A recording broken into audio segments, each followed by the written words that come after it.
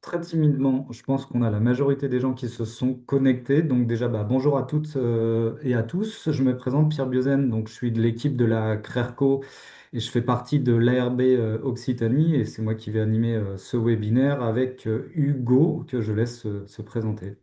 Oui, bonjour à tous et à toutes. Donc Hugo Alves de la région Occitanie. Je fais également partie de l'équipe de la CRERCO et je travaille pour la région Occitanie. Et donc je prendrai vos questions dans le chat pour les poser aux intervenants et faire l'interaction entre les deux. Je vous souhaite un bon webinaire.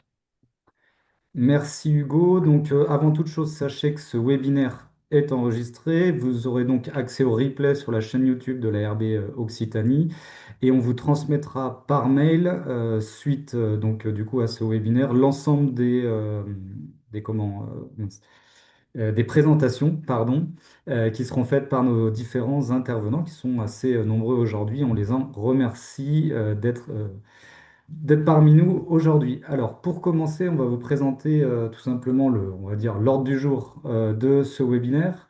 Donc, on commencera par une brève introduction sur le sujet et aussi une présentation de la CRERCO, puisque peut-être que tout le monde ne connaît pas ce qu'est la CRERCO. Une présentation par l'Adréal Occitanie, de la présentation des espèces protégées inféodéobaties et surtout de la réglementation en vigueur par rapport aux espèces protégées.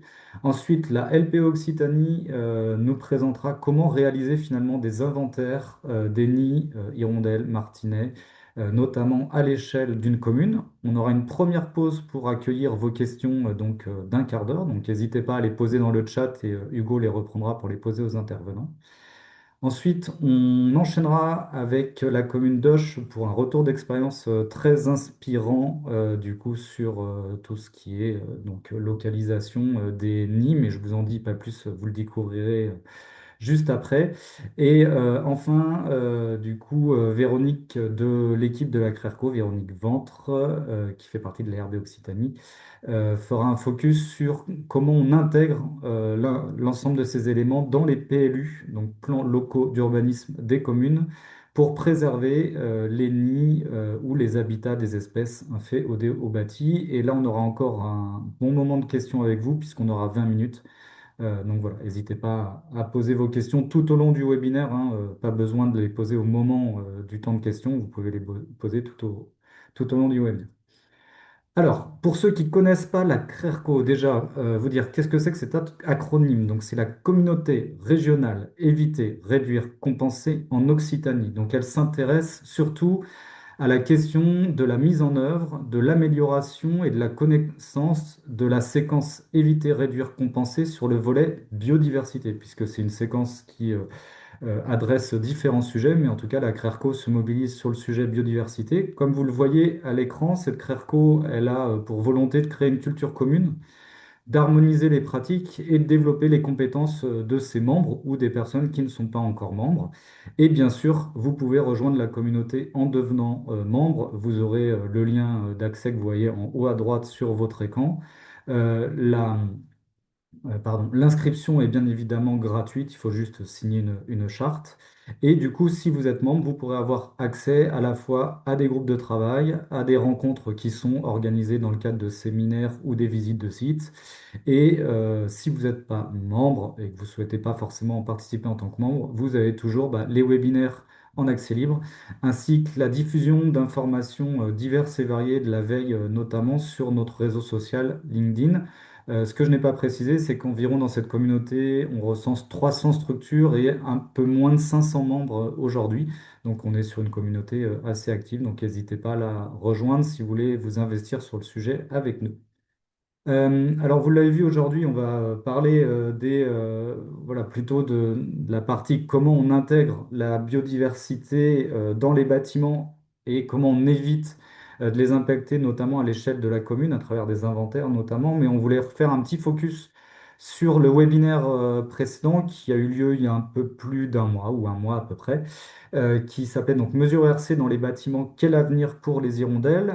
Donc on a fait le point à la fois sur la réglementation, sur les inventaires, mais aussi sur les mesures actuellement mises en place pour protéger ces nids d'hirondelles ou dès lors qu'ils sont détruits, les mesures de réduction ou de compensation qui sont mises en œuvre.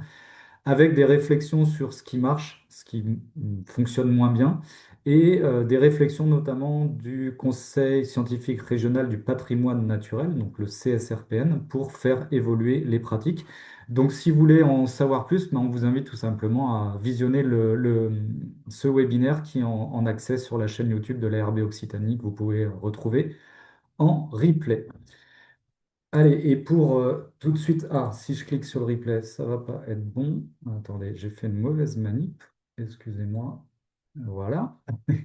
Donc pour aller directement sur le sujet du jour, sachez que l'ARB Occitanie mène maintenant depuis tous les 2 ans, depuis 2022, une enquête régionale à destination de toutes les communes d'Occitanie et pose, on va dire, 10 questions à ces communes, dont une en 2024 qui était de savoir si les communes réalisaient du recensement de nids d'hirondelles et de martinets.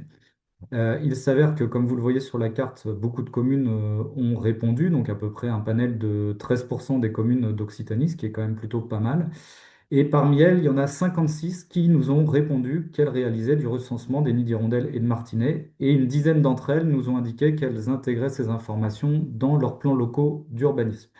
Voilà, donc écoutez, ça fait déjà une première intervention qui permet d'introduire ce webinaire et sachez qu'une enquête va être relancée donc cette année à l'automne, vers septembre-octobre, à destination de toutes les communes et forcément cette question sera reposée, donc n'hésitez pas à faire connaître cette enquête et à y répondre ou inciter les communes que vous connaissez à y répondre.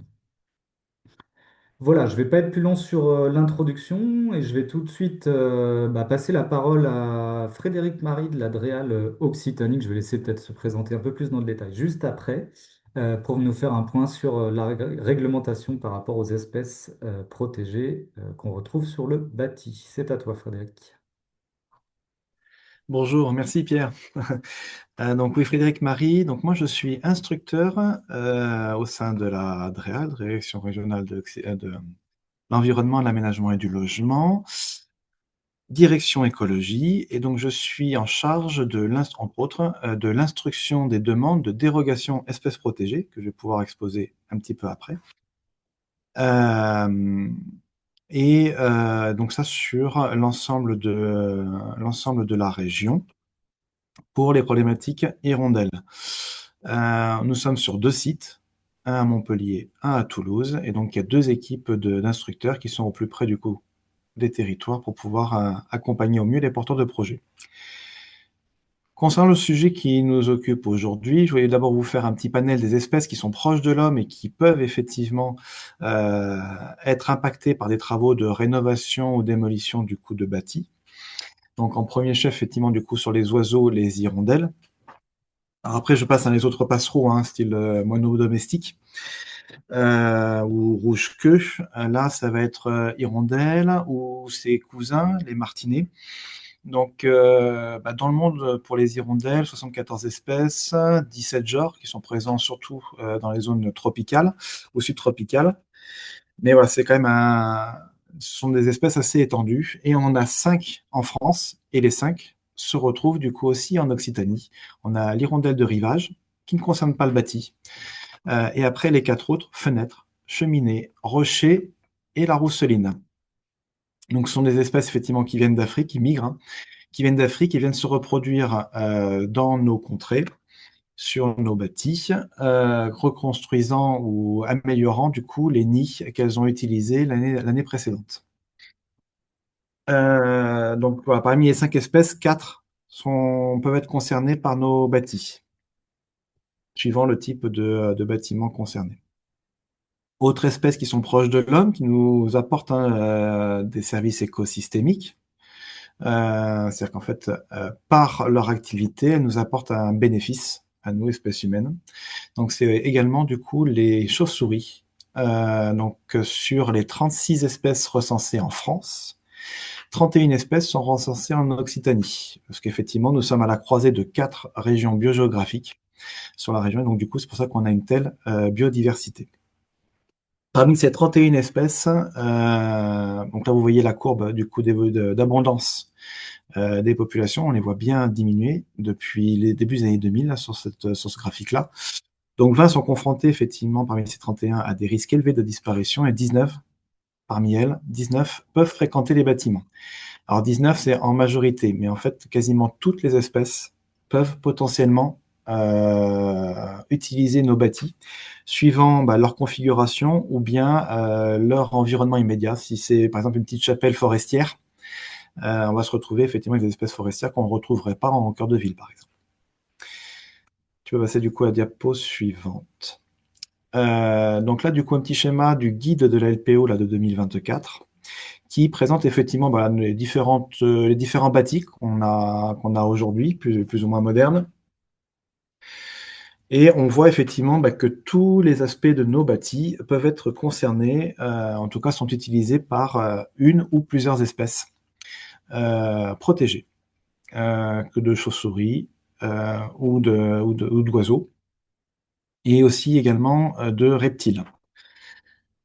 Parmi toutes ces espèces qui utilisent nos bâtis, parce qu'en fait, c'est donc pourquoi on a un tel lien, c'est que nos bâtis en fait sont constitués de matériaux naturels et proposent du coup un milieu très semblable à ce qu'ils peuvent retrouver effectivement dans le milieu naturel, face à les falaises, les grottes. Voilà. Donc là, c'est pour ça qu'on retrouve effectivement ces espèces-là près de nous. Et en plus, notre activité génère pas mal d'insectes. Leur statut. Donc, ces espèces, dans les années, ça a commencé dans les années 20, on s'est rendu compte effectivement, comme toutes nos ressources, que c'était un peu comme des vitamines. On les utilisait, ces ressources, et la biodiversité également, on avait un impact dessus. Mais on commençait à percevoir effectivement que le service rendu ne pouvait pas être créé artificiellement.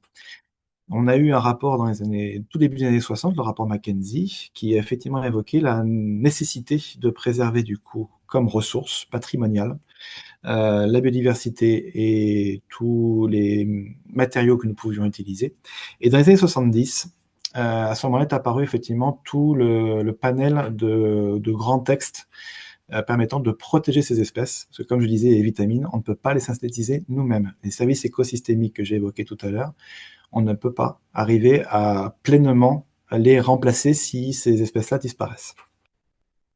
Et donc, du coup, on a un panel effectivement de réglementation internationale, d'accord, qui ensuite ont été incrémentées, intégrées dans une réglementation nationale. Pour les espèces protégées, tu peux passer à la diapo suivante.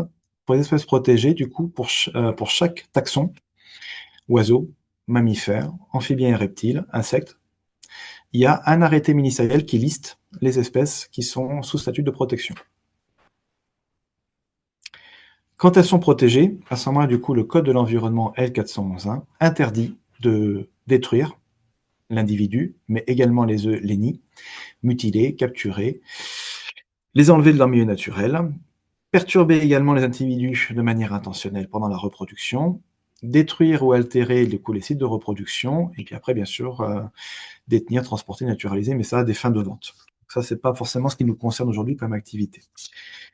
Et donc, du coup, ça, c'est prévu, mais c'est également réprimé par le Code de l'environnement, dans le L415-3, où à ce moment-là, si on ne respecte pas ces interdictions, à ce moment-là, on encourt jusqu'à 3 ans d'emprisonnement et 150 000 € d'amende à minima. Ce n'est pas pour une personne morale, on parle bien d'une personne physique, sinon c'est doublé. Donc, du coup, quand on est porteur de projet, quand on a envie de faire des travaux, et qu'on est concerné par la présence d'une espèce protégée, ce qui est assez souvent le cas, qu'est-ce qu'on doit faire pour respecter la réglementation? Il faut en fait un diagnostic préalable, et c'est tout l'enjeu d'ailleurs de notre réunion d'aujourd'hui, notre présentation d'aujourd'hui, c'est un diagnostic préalable aux travaux. C'est évaluer du coup les enjeux espèces protégées sur le site et dans le territoire, donc là en faisant un inventaire, évaluer du coup l'impact induit par les travaux. Et donc là, du coup, on voit sur le petit graphique sur votre droite, donc l'impact brut, c'est-à-dire qu'en fait, si je fais mes travaux sans prendre strictement aucune précaution, on va avoir un impact fort, l'impact brut. D'accord. Si on réfléchit effectivement, tout en souhaitant faire les travaux, à des mesures d'évitement, à ce moment-là, du coup, on va pouvoir réduire en grande partie effectivement cet impact. À ce moment-là, on peut l'associer ensuite avec des mesures de réduction. On en présentera quelques-unes et je pense que les intervenants qui viendront après moi pour en parler un peu mieux, des mesures de réduction qui permettent encore plus de réduire. Et à ce moment-là, si mesures d'évitement plus mesures de réduction ne sont pas suffisantes pour réduire totalement l'impact, à ce moment-là, il faudra déposer une demande et c'est moi qui vous accompagnerai, enfin moi et l'équipe, le reste de mes collègues, pour vous accompagner effectivement sur une démarche de dérogation espèces protégées, parce qu'effectivement elle est possible, mais dans des conditions assez strictes tout de même. Elles sont présentées dans le L402, donc le suivant du L401 qu'on a vu tout à l'heure. Et là, du coup, on est sur un régime de dérogation. Donc, ça n'a pas d'autorisation systématique. C'est bien une dérogation, c'est-à-dire qu'elle doit rester exceptionnelle. Et du coup, elle peut être refusée. Et à ce moment-là, il faut pouvoir démontrer, quand on fait cette demande de dérogation, qu'il n'existe pas d'autre solution satisfaisante que celle de pouvoir réaliser les travaux, que les opérations projetées ne portent pas atteinte à l'état de conservation déjà fragilisé des espèces placées sous statut de protection, et que le projet répond à des raisons impératives d'intérêt public majeur, dont 5 catégories prévues.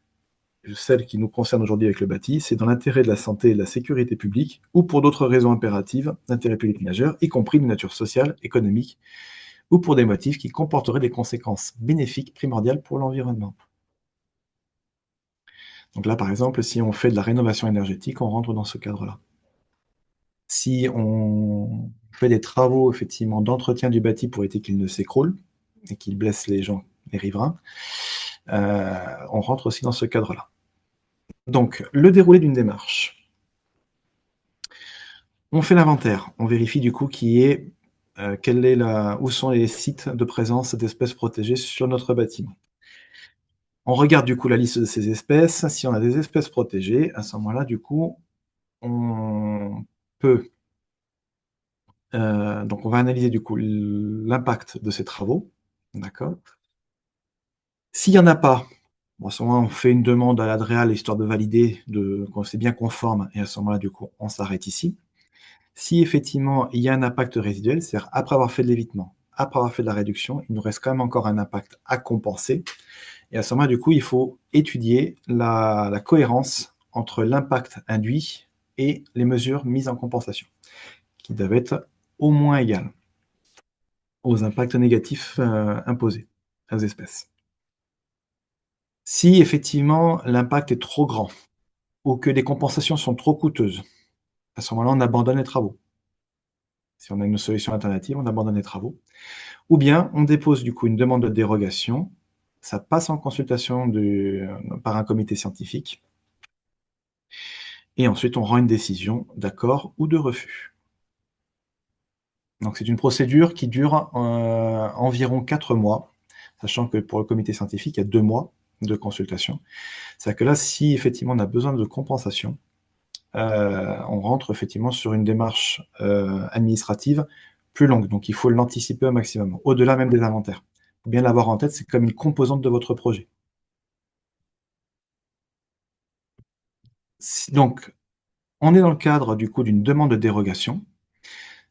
Donc on fait cet inventaire, d'accord? Donc grâce à la bibliographie, en évaluation sur site avec des naturalistes. Et les naturalistes, d'ailleurs, vous font aussi des préconisations pour pouvoir intégrer dans votre projet de travaux la présence de ces espèces et savoir comment composer avec. 2 CERFA sont à remplir, le 13616 étoile 01 et le 13614 01, suivant l'impact que vous avez. Et vous faites une présentation du programme de suivi des mesures, et ça, tout ça adressé à l'administration, donc l'ADREAL. Pour le cas des hirondelles, c'est-à-dire qu'en fait, si à la suite de l'inventaire, vous constatez qu'il n'y a que des hirondelles présentes sur votre site, des nids ou des oiseaux, vous pouvez déposer du coup votre démarche, au lieu de remplir ces CERFA en papier, vous pouvez du coup le faire en formulaire en ligne. Donc là, vous avez le lien en dessous. Et s'il y a actuellement, en tout cas, moins de 10 nids d'hirondelles de fenêtre, donc une des 4 espèces possiblement présentes sur les bâtis, à ce moment-là, du coup, on a une procédure simplifiée qui est possible.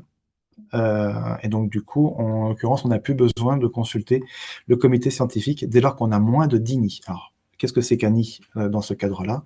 C'est un nid entier, dégradé ou simplement amorcé. Donc, généralement, c'est plutôt les particuliers, c'est pour aider les particuliers dessus. Si lorsqu'on a un grand bâtiment, effectivement, on va se retrouver avec plus de 10 nids. Donc l'idée, c'est on est dans un projet avec des espèces protégées, c'est bien donc ce que j'ai évoqué tout à l'heure, le respect de la séquence ERC. Éviter d'abord, réduire ensuite et compenser quand on peut pas faire autrement. Enfin, le A, c'est l'accompagnement. C'est qu'effectivement, ça permet aussi d'expliquer aux gens autour, aux gens qui vivent dans ce bâtiment, de comprendre les actions que vous avez pu mettre en place en faveur de la biodiversité. Donc ça permet de vous valoriser aussi. Donc pour les hirondelles, d'ailleurs j'ai rajouté quelques éléments aussi sur les chiroptères. L'idée c'est d'éviter, donc en préservant les nids et les sites pour les chiroptères, les chauves-souris. Donc soit les combles, accès aux combles, soit certaines fissures. On essaie de les préserver au maximum. En l'occurrence, la plupart du temps, après avis d'archi, il n'y a pas d'incidence sur une dégradation de la rénovation de façade, par exemple. Si on laisse quelques fissures bien ciblées, ça n'abîme pas le résultat projet. Laisser une surface d'accroche qui soit favorable pour que les oiseaux puissent installer leur nid et garder du coup l'attractivité du site. Donc c'est-à-dire effectivement avoir les infractuosités qui ont déjà été explorées par ces espèces. Ça c'est pour l'évitement. La réduction, c'est que ces espèces protégées utilisent notre bâti, mais pas forcément tout au long de l'année. Donc, comme je vous l'évoquais, par exemple, pour les oiseaux, là, hirondelles, martinets, sont les espèces migratrices et qui vont être présentes effectivement d'avril. Donc, nous, on dit du 1er mars pour être précautionneuse, car on a quand même des changements globaux à intégrer. Donc, du 1er mars jusqu'au 1er octobre. On considère que l'espèce est en période de sensibilité, c'est-à-dire qu'en fait, elles sont en train d'élever leurs jeunes. Et donc là, on ne fait pas de travaux à ces moments-là. Donc là, du coup, on réduit parce que du coup, certes, on va faire les travaux, certes, on va modifier l'habitat de reproduction, mais sans déranger en direct les individus. Martinet noir, vous avez vu, c'était un peu plus court. Et en dessous, vous avez les chauves-souris. Donc là, c'est en deux parties. Vous avez deux périodes sensibles, celle de novembre, de mi-novembre jusqu'à mars, où là, du coup, elles sont en hibernation. Et donc là, du coup, à ne pas déranger, au risque du coup d'un péril. Et sinon, de juin à août, pendant l'été, où là, du coup, elles font l'élevage de leurs jeunes, et donc du coup, il faut laisser ces sites. Voilà. Mais ça dépend effectivement comment elles utilisent, parce qu'en l'occurrence, elles n'utilisent pas les mêmes sites entre leur période de repos hivernale et leur période de reproduction en été. Donc peut-être que le bâtiment n'est concerné que par l'une ou l'autre des périodes, mais ça, c'est un écologue qui pourra répondre au moment de l'inventaire. Et donc, en regardant du coup ces périodes de sensibilité, ça nous permet de repérer à quel moment on peut arriver à faire les travaux et comment on peut séquencer. Enfin, si du coup on a besoin de compensation pour les hirondelles, garder du coup l'attractivité du site en installant également du coup des sites, enfin des nids artificiels en remplacement des nids qu'on aura dû ôter pour pouvoir faire nos travaux. En mettant quelques dispositifs sonores pour les réattirer sur ce site modifié. Et à ce moment-là, du coup, on fait un suivi sur 5 ans. Et à ce moment-là, du coup, si c'est OK, on est bon, la compensation est considérée comme valable et a permis de gommer totalement l'impact résiduel qu'on avait après les mesures d'évitement et de réduction. Pour les chauves-souris, si on modifie nos combes, si on détruit le bâtiment pour reconstruire à nouveau, à ce moment-là, on peut insérer des gîtes à chiroptères qui s'insère parfaitement dans les façades. Donc là, vous avez en plein centre en bas une coupe transversale du coup d'un de ces nichoirs à chiroptères. Et le rendu sur votre gauche de ce que ça peut donner. Donc vous avez une fente de 1 à 2 cm, donc quasi invisible sur vos façades.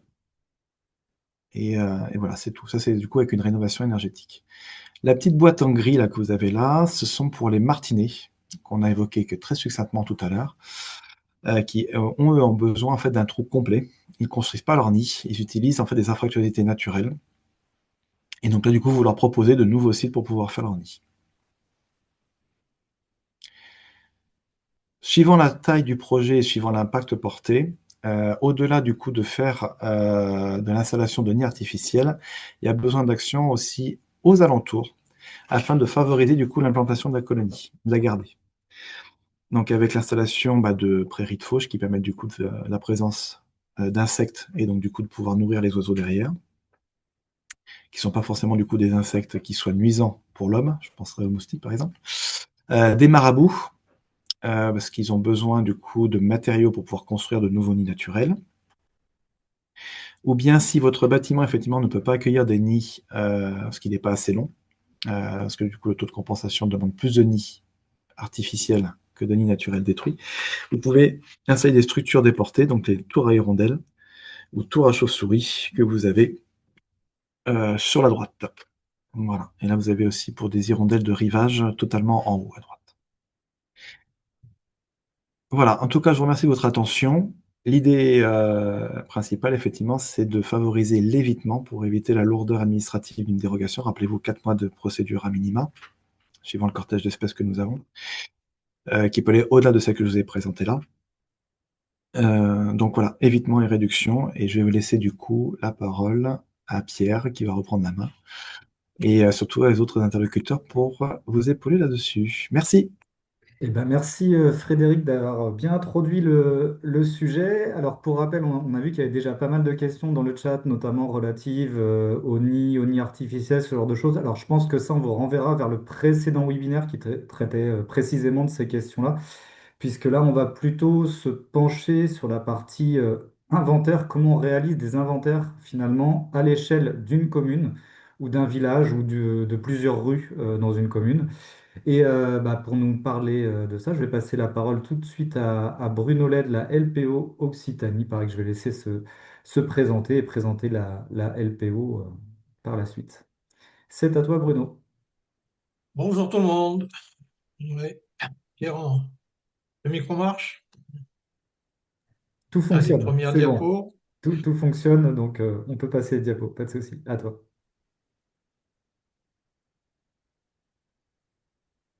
Bon, là c'est le titre. Comment réaliser la LPO? Bon, la plupart d'entre vous connaissent la LPO en France, créée il y a plus de 100 ans. Une grande association de 1000 de salariés. Le site gros show.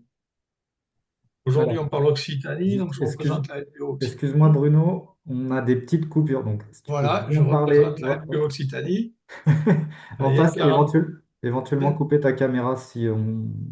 Voilà, Je je crois que pense ça que... viendrait du débit. Ouais, peut-être. Ouais, merci. Une quarantaine de salariés, plus de 6000 adhérents, des centaines de bénévoles. Siège social placé à Villeveyrac, dans l'Hérault. Euh, bon, je administre la Haute-Garonne, avec le plus. En rentrant dans le sujet, alors, le sujet, c'est les inventaires, les nids, inventaire des nids, hein. On parlait d'inventaire des oiseaux, mais des nids. Donc, il y a deux espèces, hirondelles de fenêtre, avec les nids installés sous les avancées de toit. La photo que vous avez en haut, hirondelle de fenêtre blanche, et hirondelle rustique, plus difficile à voir, puisque les nids sont installés dans des étables à l'abri. Point suivant. Cette planche, tu peux cliquer juste. Ouais, non. Du coup. Donc, on va parler aujourd'hui évitement. Et même avant de parler évitement, j'encourage tous les acteurs, les communes, les associations, les privés, à développer des colonies, ceux qui ont la chance d'avoir des colonies existantes. Donc, j'ai affiché, un peu comme Frédéric, les outils principaux, les nichoirs artificiels. Il y a une question dans le chat qui était qu'est-ce que vous recommandez? Ben voilà, pour les hirondelles de fenêtre, ce type de nichoir en haut à gauche. Pour les hirondelles rustiques, celui qu'on a là. Et puis, les tours à hirondelles, c'est beaucoup plus cher, beaucoup plus compliqué à installer. Donc voilà. Je vous encourage, ceux qui ont des colonies, à les développer, les pérenniser en installant quelques nichoirs artificiels en périphérie pour augmenter la colonie. Bon, à l'enquête hirondelle, bon, je vais utiliser l'exemple de la Haute-Garonne. Je connais cette mission hirondelle en Haute-Garonne s'est développée depuis longtemps. 2025. Elle est maintenant englobée dans le programme national de la LPO de sciences participatives, qui s'appelle PIOBAT. Ça prend en compte les martinets depuis 2024. L'objectif, c'est de mieux connaître, mieux protéger les espèces inféodoratiques et bon, hirondelles de fenêtre, hirondelles rustiques et les martinets noirs. Ce travail permet de sensibiliser et d'accompagner les acteurs de l'aménagement urbain, puisqu'avec rénovation énergétique, il va y avoir beaucoup d'obturations de cavités qui sont indispensables à la reproduction. La sensibilisation, l'accompagnement fait vraiment partie de l'inventaire. Pour valoriser les données de l'inventaire, on constitue une cartographie à l'échelle des communes, je vous en montrerai tout à l'heure, qui sont destinées, c'est pas que de la connaissance, mais aussi destinées à alerter et informer les collectivités, qui sont les premiers cercles de décideurs en matière d'aménagement du territoire. Tous nos relevés sont transmis aussi à l'ADREAL et à l'OFB, en amont, pour les collectivités et l'ADREAL, afin d'anticiper. Et en aval, l'OFB, puisque ces espèces étant protégées, personne ou collectivité en tête à violer la loi, à ne pas respecter la loi, ben, j'ai de porter plainte. Point suivant. Alors, le protocole de recensement pour nos auditeurs. Petit 1, trouver les nids. Alors, les colonies d'hirondelles de fenêtre sont facilement repérables. Les nids sont visibles de l'extérieur. Les hirondelles rustiques nichent à l'intérieur des bâtiments. Le suivi est possible que si on connaît le propriétaire des lieux, qui donne son accord. À l'école, les centres de guest, mais aussi les garages, les ateliers, pas rentrer sans passion. Les martinets noirs, c'est encore plus compliqué de repérer les cavités. Petites cavités, vous allez voir quelques photos tout à l'heure, et les martinets, ils rentrent et ils sortent très. Avant de zoomer sur la partie, ben, il faut commencer par regarder en l'air, avoir une vision d'ensemble et aussi à l'oreille pour se rendre compte s'il y a des hirondelles et ou des martinets sur le village. Et après, et petit à petit, en se rapprochant des bâtiments anciens, on arrive à trouver les nids d'hirondelles de feu. Le suivant, c'est voilà, donc, scruter le ciel à la recherche des oiseaux et la ronde bruyante des martinets, on les entend bien. On se rapproche du bâtiment, euh, protocole de recensement. Donc c'est en journée, le matin, le soir est plus propice, donc matin et soir. Matin, c'est assez large, ça peut aller toute la matinée. On va comptabiliser tous les nids qui sont en bon état ou plus ou moins endommagés. Ça nous permettra d'enrichir la cartographie, de, de les protéger. Et puis donc on détermine les nids, on comptabilise les nids occupés aussi. Après toutes ces données, là, on peut recliquer pour la deuxième partie de la plage. Le camp. Ben, le camp, la reproduction a lieu là maintenant, le mois de mai, c'est bien parce que toutes les hirondelles ont fini par arriver. En avril, ça peut être partiel, il y en a qui ne sont pas tout à fait arrivés. Il y a les premières pontes de 3 ou 4 œufs blancs. Et quand il y a les pontes, ben, il y a après que les œufs éclosent, il y a le nourrissage. Et donc ça permet bien d'identifier le va-et-vient des parents. Donc une première ponte au mois de mai, il va y avoir probablement une seconde ponte fin août. Les bonnes saisons, on peut avoir jusqu'à 3. La couvaison est effectuée par les deux partenaires, à une durée moyenne de 15 jours. Et les jeunes, ensuite, sont nourris pendant une trentaine de jours, restent indépendants. Donc la prospection, vraiment, les prospections pourront s'étaler de mi-mai à mi-août pour ne pas décourager les gens qui font les inventaires. C'est efficace. Voilà. Donc, on privilégie le matin et le soir. Le protocole, qu'est-ce qu'un nid occupé? Un nid est considéré occupé si le nid présente des signes de récente rénovation. Bon, ça se voit assez bien avec la coloration de la boue. Les boues de la neige sombre brun foncé. Les allers-retours des adultes, comme je disais, pour le nourrissage des jeunes, ça c'est perdu. Oui, les allers-retours fréquents. Et puis, un peu plus tard, les coquilles de bœuf qui tombent. Et bien, très souvent aussi, ce sont les fientes fraîches. À la verticale des nids, il y a les fientes et c'est un moyen très facile pour repérer les nids. Les têtes des jeunes, c'est tard dans la planche d'après. Alors, les martinets noirs. Les martinets noirs, c'est beaucoup, beaucoup plus compliqué que les hirondelles de feu. On va vous en parler quand même aujourd'hui, mais pour le grand public, c'est très vite.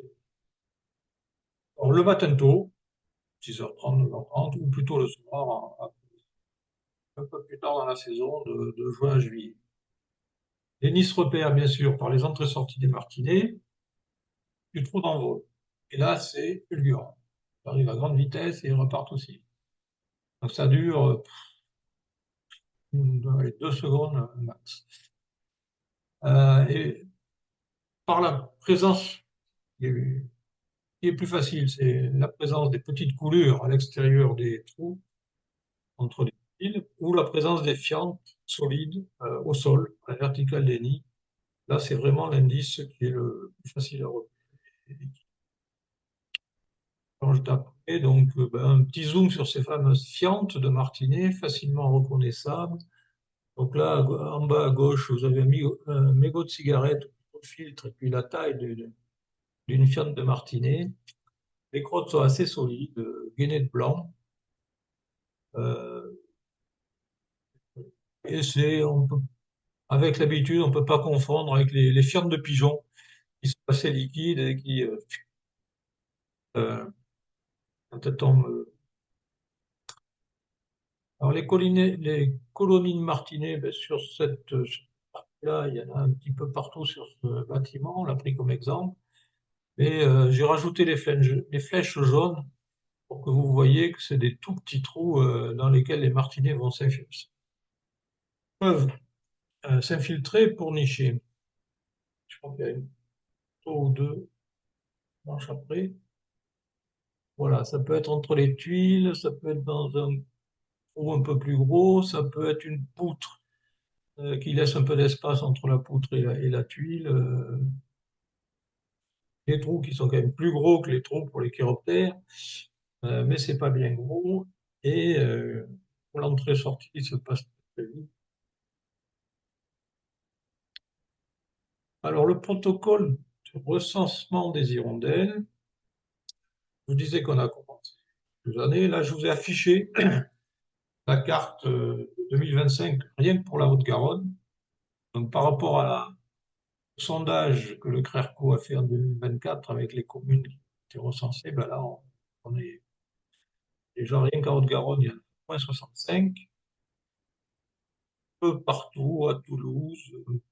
Parmi les 65 communes prospectées en Haute-Garonne par nos soins avec les bénévoles, les grands sites sont à Haute-Rive, à Toulouse, à Grenade.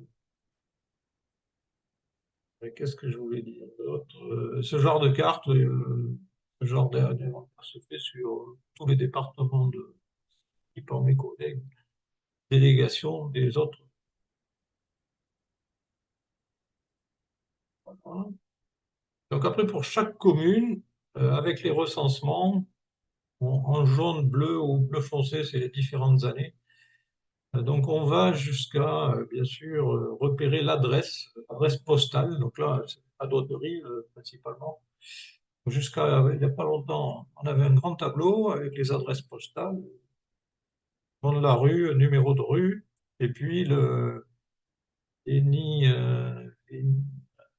occupés, les nids actifs, les nids abîmés. On recense tout ça pour s'assurer que ben, ces nids restent en place les années suivantes, qu'ils tombent par des phénomènes naturels comme la pluie ou le gel, mais qui ne soient pas détruits par les habitants, les grands aménageurs.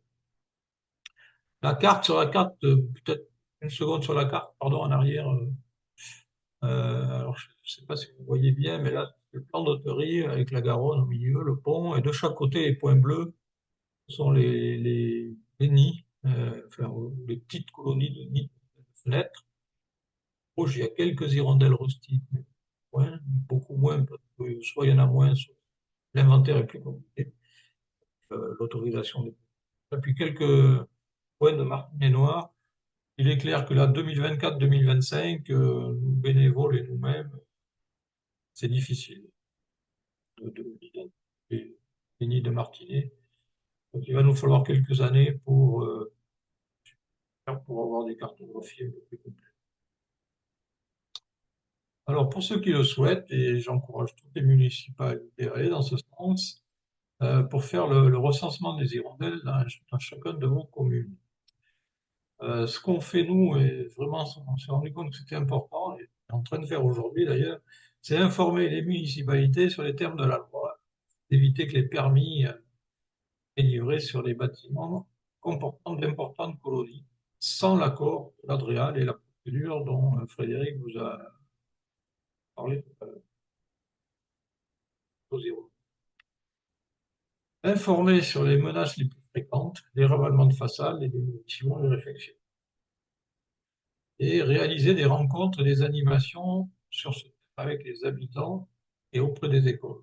Quand même, quand on connaît les choses, quand on sait où sont installés les nids, ben, on a quand même une tendance naturelle à les protéger. Je pense que tout le monde aime bien les hirondelles et il va essayer d'éviter les. Et puis réaliser ces fameux inventaires en mode participatif, hein. Donc ça peut être un salarié de la FPO qui va guider un groupe, 4, 5, 10 personnes. Pour ceux qui ne savent pas comment faire et qui veulent se faire aider, la LPO, les prestations qu'on propose et rencontrer le conseil municipal, la municipalité, faire une sensibilisation auprès des décideurs, des conseils municipaux et auprès des services techniques qui sont toute la journée dans la commune et qui connaissent bien le sujet. Ça peut prendre 2 fois. Faire des animations avec le grand public. J'ai été encore samedi après-midi à Eufauga pour expliquer aux habitants et on a amené 2 groupes se promener dans le Foga et faire l'inventaire. Là, c'est pareil, c'est une demi-journée.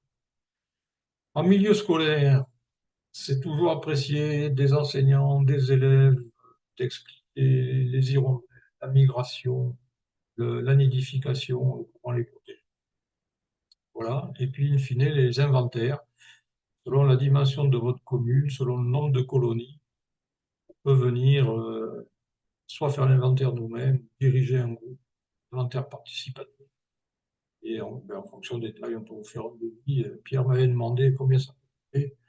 Donc j'ai mis comme ça une forfait. On fait vraiment une demi-journée. Enfin, et on fait vraiment une demi-journée ou un peu plus. Bon, ça va varier entre 600 et 2000 euros. Vous pouvez nous contacter en Haute-Garonne, mail, Gmail, ou directement à Haute-Garonne LPO, l'adresse publique. Je crois que j'ai fini là. Merci de votre attention et merci à tout le monde de nous aider. Eh ben, merci beaucoup Bruno pour cette présentation, à la fois voilà, des protocoles d'inventaire dans les communes. Alors je précise qu'on n'a pas parlé des protocoles chiroptères qui sont un peu plus délicats à mettre en place. Et ça, ben, on essaiera de voir si on peut un jour vous faire une présentation sur ces éléments. C'est, on va dire, un peu plus marginal, mais ce qu'il faut considérer, c'est que côté chiroptère, on peut potentiellement, dès lors qu'il y a une façade, et des petits trous, des infractuosités, finalement avoir la présence de chiroptères. Donc c'est une vigilance à avoir dès lors que vous faites des travaux de rénovation sur des façades, notamment sur des bâtiments existants. Voilà, bah écoute, merci beaucoup Bruno. J'ai vu qu'on avait déjà pas mal de questions qui étaient remontées dans le chat, donc je vais laisser la parole à Hugo pour qu'il puisse poser les questions aux intervenants. Pardon. Merci Pierre. Effectivement, on a pas mal de questions. Alors, comme le disait Pierre, on vous renvoie vers le premier webinaire pour tout pour toutes les questions qui ont lien directement avec le type de nichoir, les résultats sur les nichoirs, etc., etc. Le webinaire est disponible sur la chaîne YouTube de l'ARB. Frédéric Marie donc de l'Adréal a commencé à répondre à quelques-unes des questions dans le chat. Donc je vous invite à regarder ces réponses. Comme ça nous permettra de se concentrer sur les questions qui n'ont pas encore trouvé de réponse. Donc la première question que je soumets à Frédéric, donc c'est une question de Monsieur Barrera, donc du syndicat Rivage, qui nous demande comment il est possible de contribuer au recensement finalement des données. Est-ce que ces données peuvent intéresser l'Adréal et donc notamment, j'imagine, le SIN, le CSINPG régional lorsque des campagnes participatives de recensement de nids de rondelles sont effectuées et comment ces données peuvent être remontées. Donc je laisse Frédéric donner des précisions. Merci Hugo, mais je pense que la personne la plus à même de pouvoir répondre, c'est Bruno, avec l'initiative effectivement qui a été lancée sur l'antenne Haute-Garonne par la LPO Haute-Garonne, qui justement fait ces inventaires participatifs et peut effectivement, je pense, qu'est-ce que tu en penses Bruno? Oui, oui, oui. J'étais en train de chercher une question dans le chat pour y répondre. Mais oui, on est très intéressé par ces données-là, hein. Et donc là, au-delà des modalités, le temps que Bruno puisse retrouver la question, il faut savoir que les données qui nous sont versées par la LPO, du coup, une fois par an, c'est sous un format Excel. En fait, lorsqu'on reçoit les projets travaux, on utilise en l'occurrence cette base de données pour avoir un état initial aussi. Ça permet en fait d'avoir un regard croisé parce que ces inventaires ne sont pas nécessairement faits par les mêmes opérateurs et on peut avoir quelques différences. Donc du coup, on vérifie. Donc la LPO fait des points GPS effectivement des nids recensés et fait un suivi interannuel. Vas-y Bruno, je t'en prie. J'ai retrouvé Monsieur Félix Barrera. Donc oui, bien sûr, si vous lancez une campagne participative au recensement de nids hirondelles et marronniers, sur 9 communes de l'Aude, évidemment, ça nous intéresse. Je vous encourage à ouvrir le protocole Biobat qui est en accès libre sur le site internet.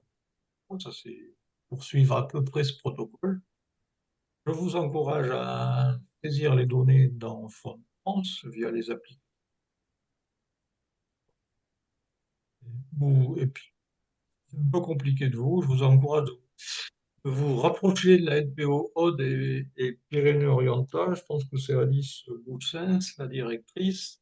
Je pourrais vous donner le mail qui doit pouvoir faire des mini-formations pour vos enfants et vous indiquer comment saisir les données pour qu'une fois qu'elles sont dans la base de données, elles puissent être utilisées par tout le monde, c'est-à-dire rétrocéder au SINP et l'ADREA. Alors, merci Bruno. Effectivement, on a des questions qui sont un petit peu en lien là, avec ces recensements. Alors, on a une première question de Monsieur Chalard de la DRAC qui nous demande si les diagnostics simplifiés et détaillés peuvent-ils être aidés financièrement donc dans le cadre de travaux. Alors ça, peut-être que Frédéric a une réponse à nous donner, Bonjour Pierre.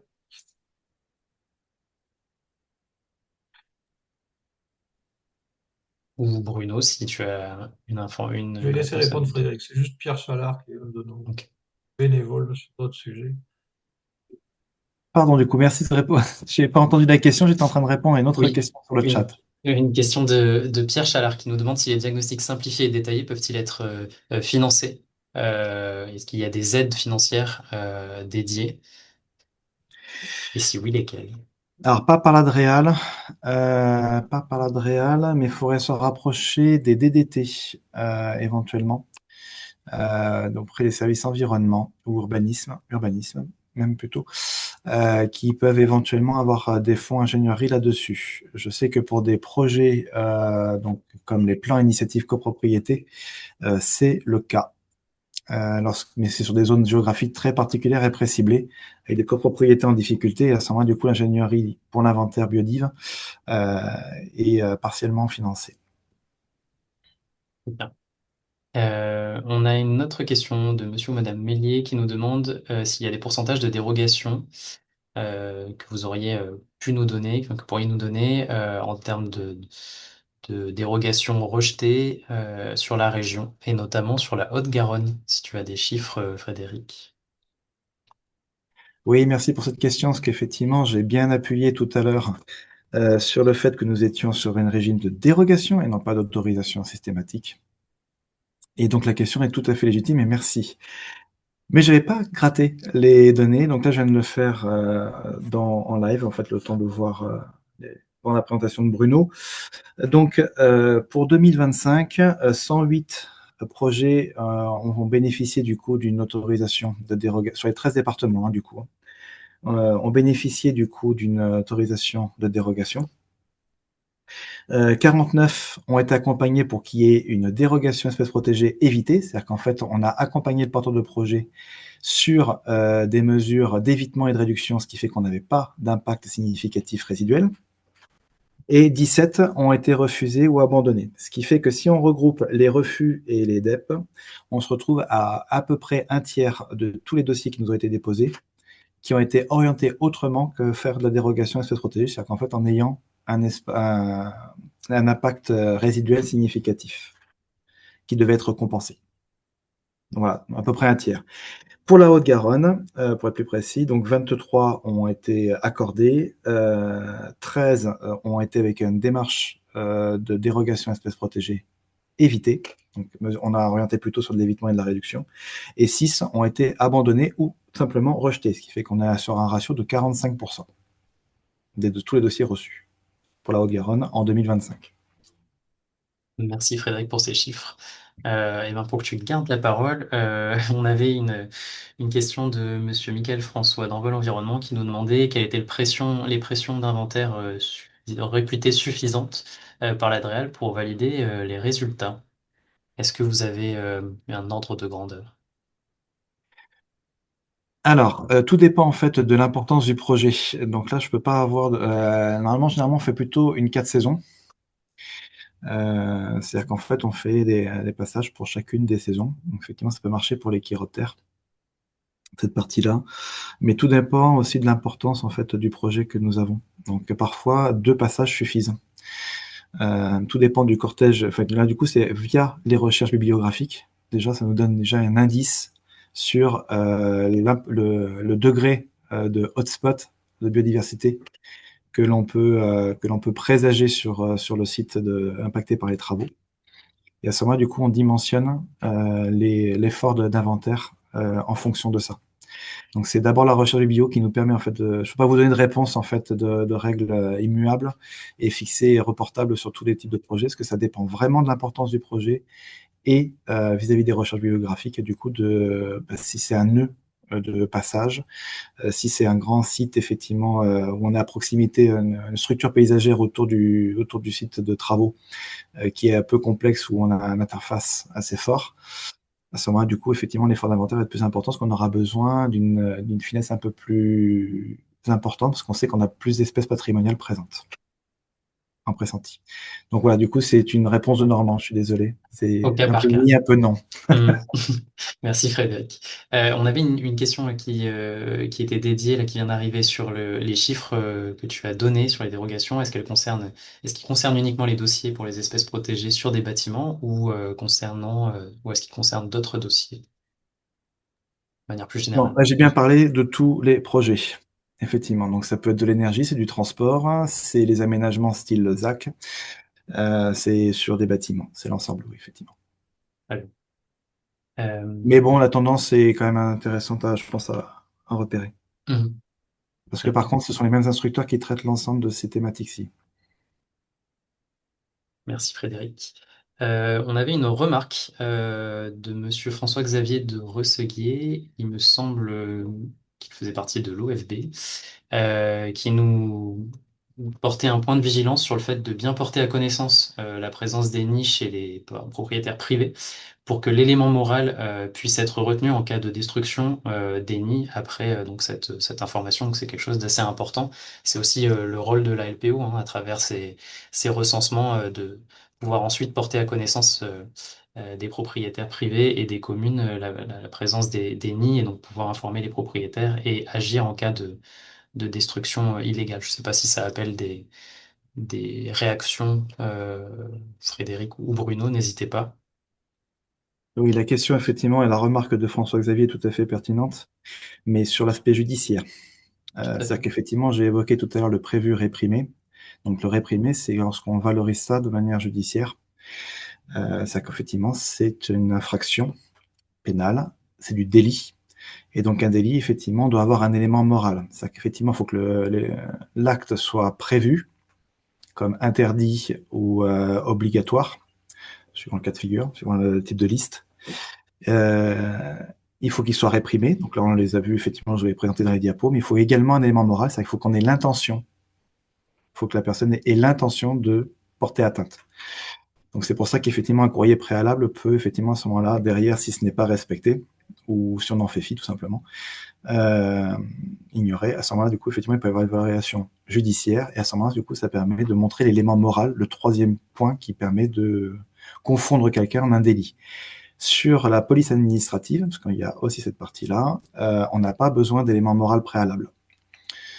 C'est-à-dire que si on a un état initial, un inventaire, qui nous est porté à connaissance, et que effectivement du coup il y a atteinte, on peut mettre en place du coup des mesures de police administrative derrière, à demander du coup de poser une dérogation espèce protégée, qui là nécessairement va éviter tout, enfin ne permettra plus du coup ni l'évitement ni la réduction, et donc on sera en compensation plus plus.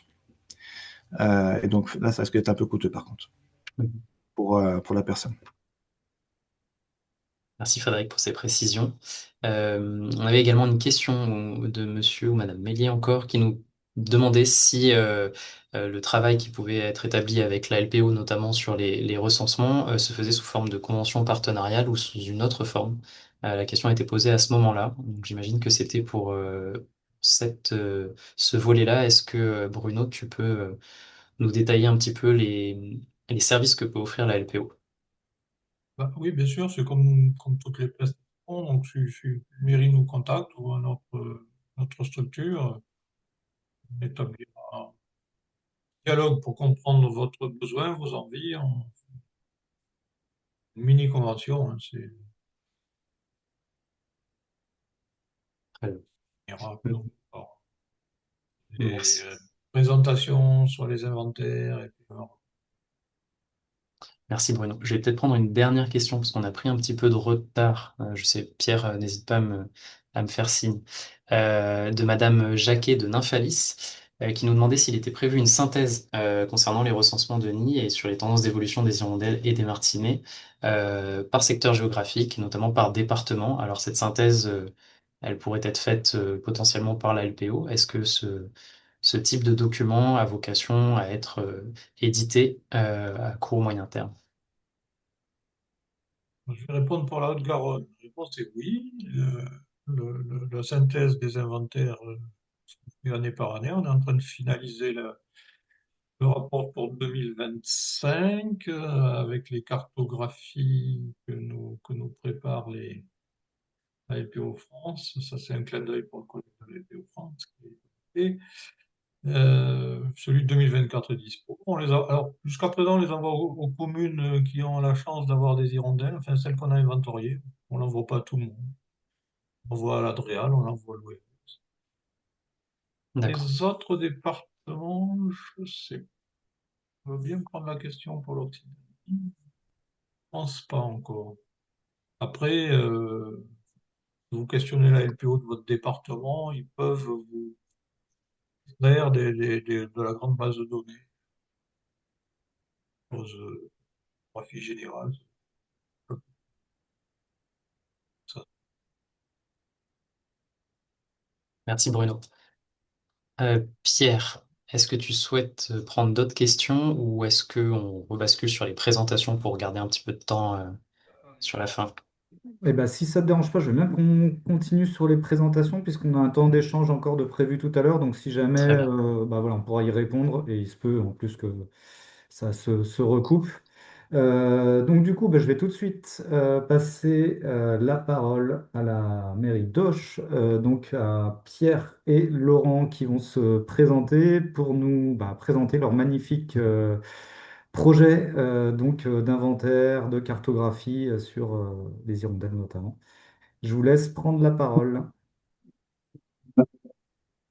Bonjour. Bonjour, je suis Pierre Pellefigue, donc je suis responsable du service données et usage numérique au sein de la ville d'Auch, au sein de l'agglomération Grand Auch. Et on traite dans mon service notamment les questions de SIG, Système d'information géographique. Donc, bonjour, je m'appelle Laurent Jacobet, je suis chargé de mission biodiversité de la mairie d'Auch et de Grand Auch. Voilà. Donc on va vous parler, merci Pierre, de notre démarche hirondelle au sein de la ville d'Auch et donc de l'intérêt du système d'information géographique dans la préservation de la biodiversité. Donc je vais vous donner quelques éléments de contexte par rapport à ce projet. Bon, déjà, je vais situer la ville d'Auch. Donc c'est la préfecture du Gers. Auch, c'est 22 000 habitants pour une superficie de 72 km². Et la commune d'Auch est située dans l'agglomération Grand Auch de Gascogne. Donc c'est 34 communes, 40 000 habitants, 600 km². Et donc l'agglomération en charge l'élaboration de documents cadres comme le futur PLUI, donc plan local d'urbanisme intercommunal, mais aussi le PCAET, donc le plan climat, et l'Atlas de la biodiversité. Et la ville d'Auch, quant à elle, a des éléments, enfin merci, des aspects un peu plus opérationnels, on va dire, dans notre projet Hirondelle. Donc il y a deux services qui ont été initialement mobilisés sur ce projet-là. Donc il y a le service que je gère, qui est composé de 3 personnes. Donc le service d'une, données d'usage numérique, a en charge une partie topographie, c'est la partie bureau d'études. On fait du relevé GPS, du relevé scanner 3D. Une partie RGPD, donc le règlement général sur la protection des données personnelles. Une partie usage numérique où on va intervenir sur la mise en place de capteurs de ville intelligente, on va dire, et la partie système d'information géographique. Et donc l'autre service, c'est le service dans lequel Laurent fait partie. C'est ça, donc c'est le service des transitions énergétiques et citoyennes et biodiversité. Alors, nous sommes composés de 3 équivalents temps plein. Ils couvrent 3 grands axes: la transition énergétique, la participation citoyenne et la biodiversité. Donc, l'une de nos missions principales est la préservation de la biodiversité et du cadre de vie. Cela se traduit par plusieurs reconnaissances et labels, notamment EcoCert pour son label EVE, espace vert écologique. On a des refuges LPO, plusieurs parcs sont classés refuges LPO, et également refuge pour les chauves-souris, la loutre, et ainsi que le label 4 fleurs. Donc la ville est également engagée dans une démarche zéro phyto depuis 2010. Donc cette organisation nous permet de structurer une politique de biodiversité cohérente basée sur 2 piliers essentiels. Le premier est l'amélioration des connaissances grâce à des inventaires naturalistes réguliers. Le second est la transmission de ces connaissances, notamment via des animations sur la préservation de la biodiversité dans les écoles et la valorisation sur le site internet de l'Atlas de la biodiversité intercommunale. Cette démarche est menée en étroite collaboration avec toutes les associations naturalistes locales et elles alimentent directement notre Atlas de la biodiversité intercommunale. Donc du coup, moi, je vais vous reparler un petit peu du système d'information géographique. Aujourd'hui, le SIG a été, il y a une refonte que j'ai réalisée en 2020. Donc, on utilise aujourd'hui des outils fournis par Esri.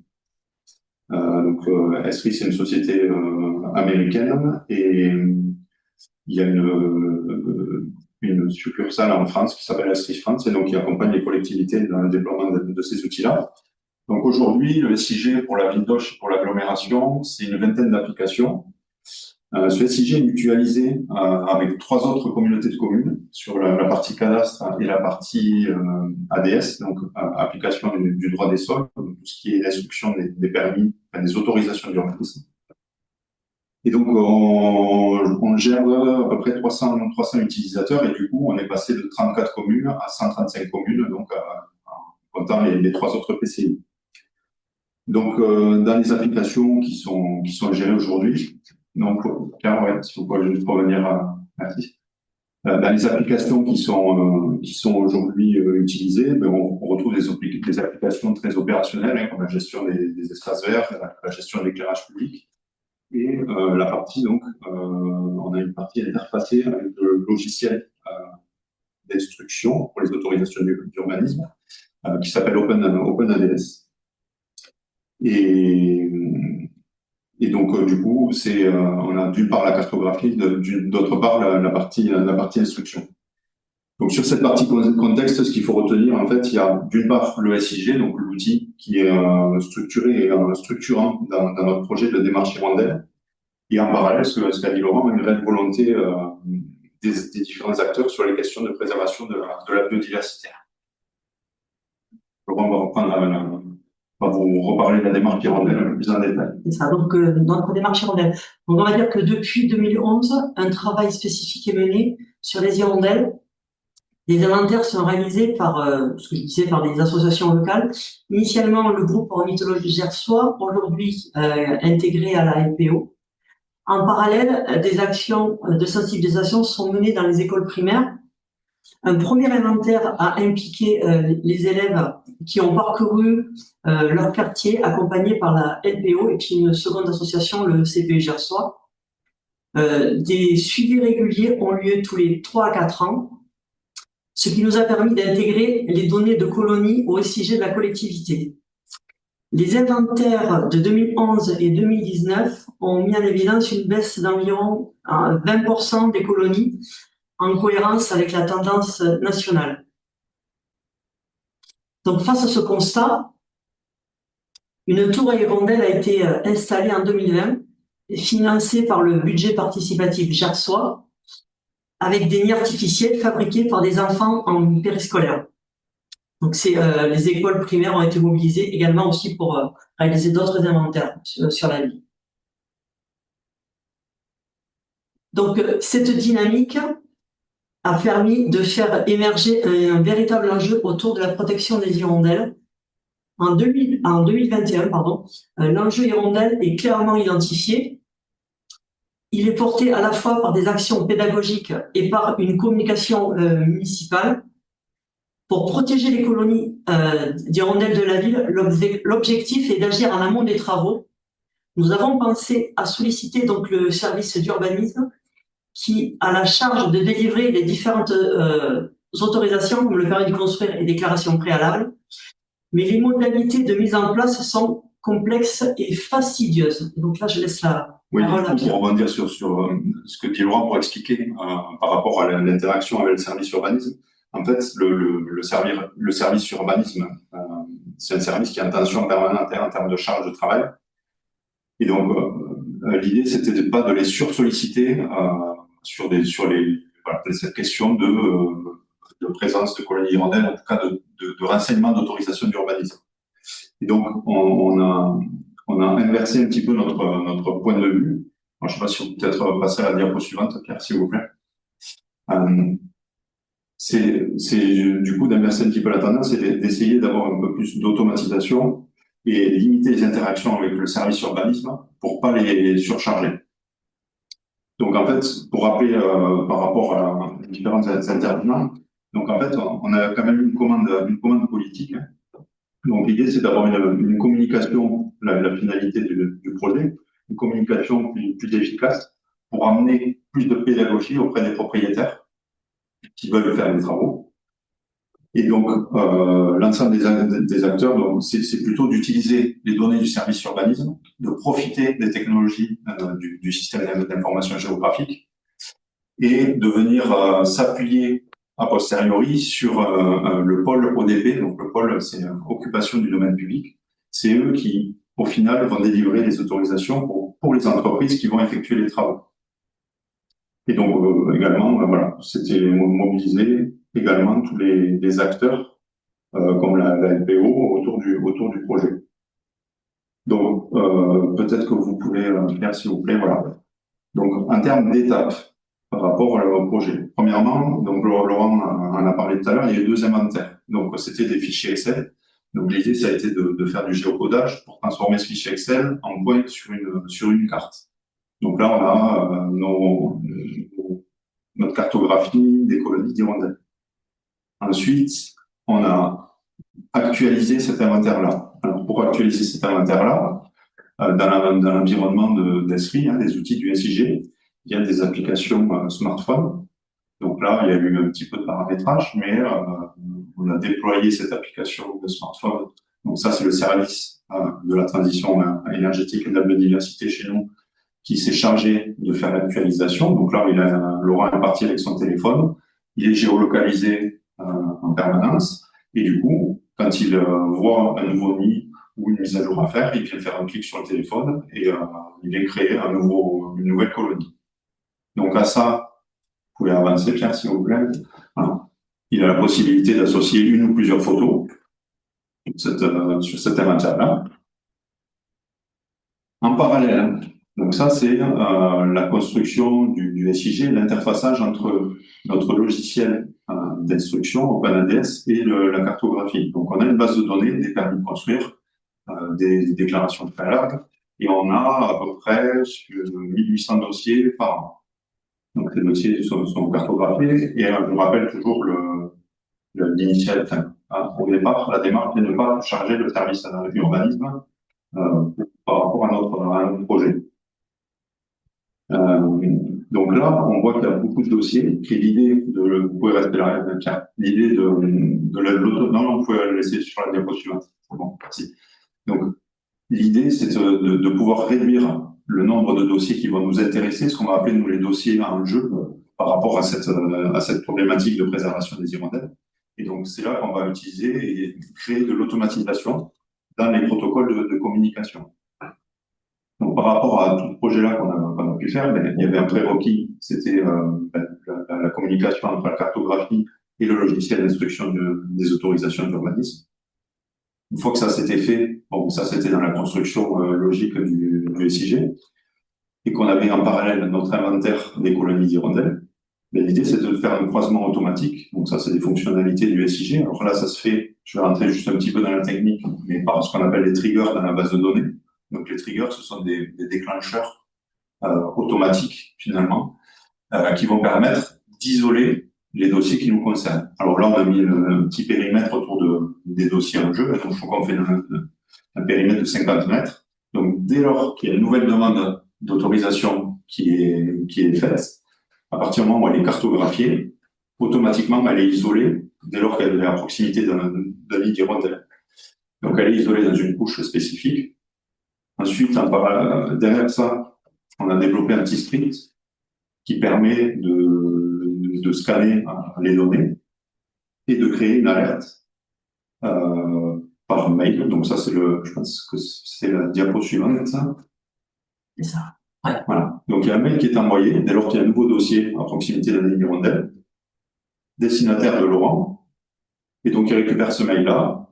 Il a le numéro de dossier, il a un lien vers le système d'information géographique s'il veut aller voir où se situe la demande, et un lien vers le logiciel d'instruction. Donc c'est là qu'il va pouvoir aller voir la nature des travaux, identifier le propriétaire, plusieurs éléments.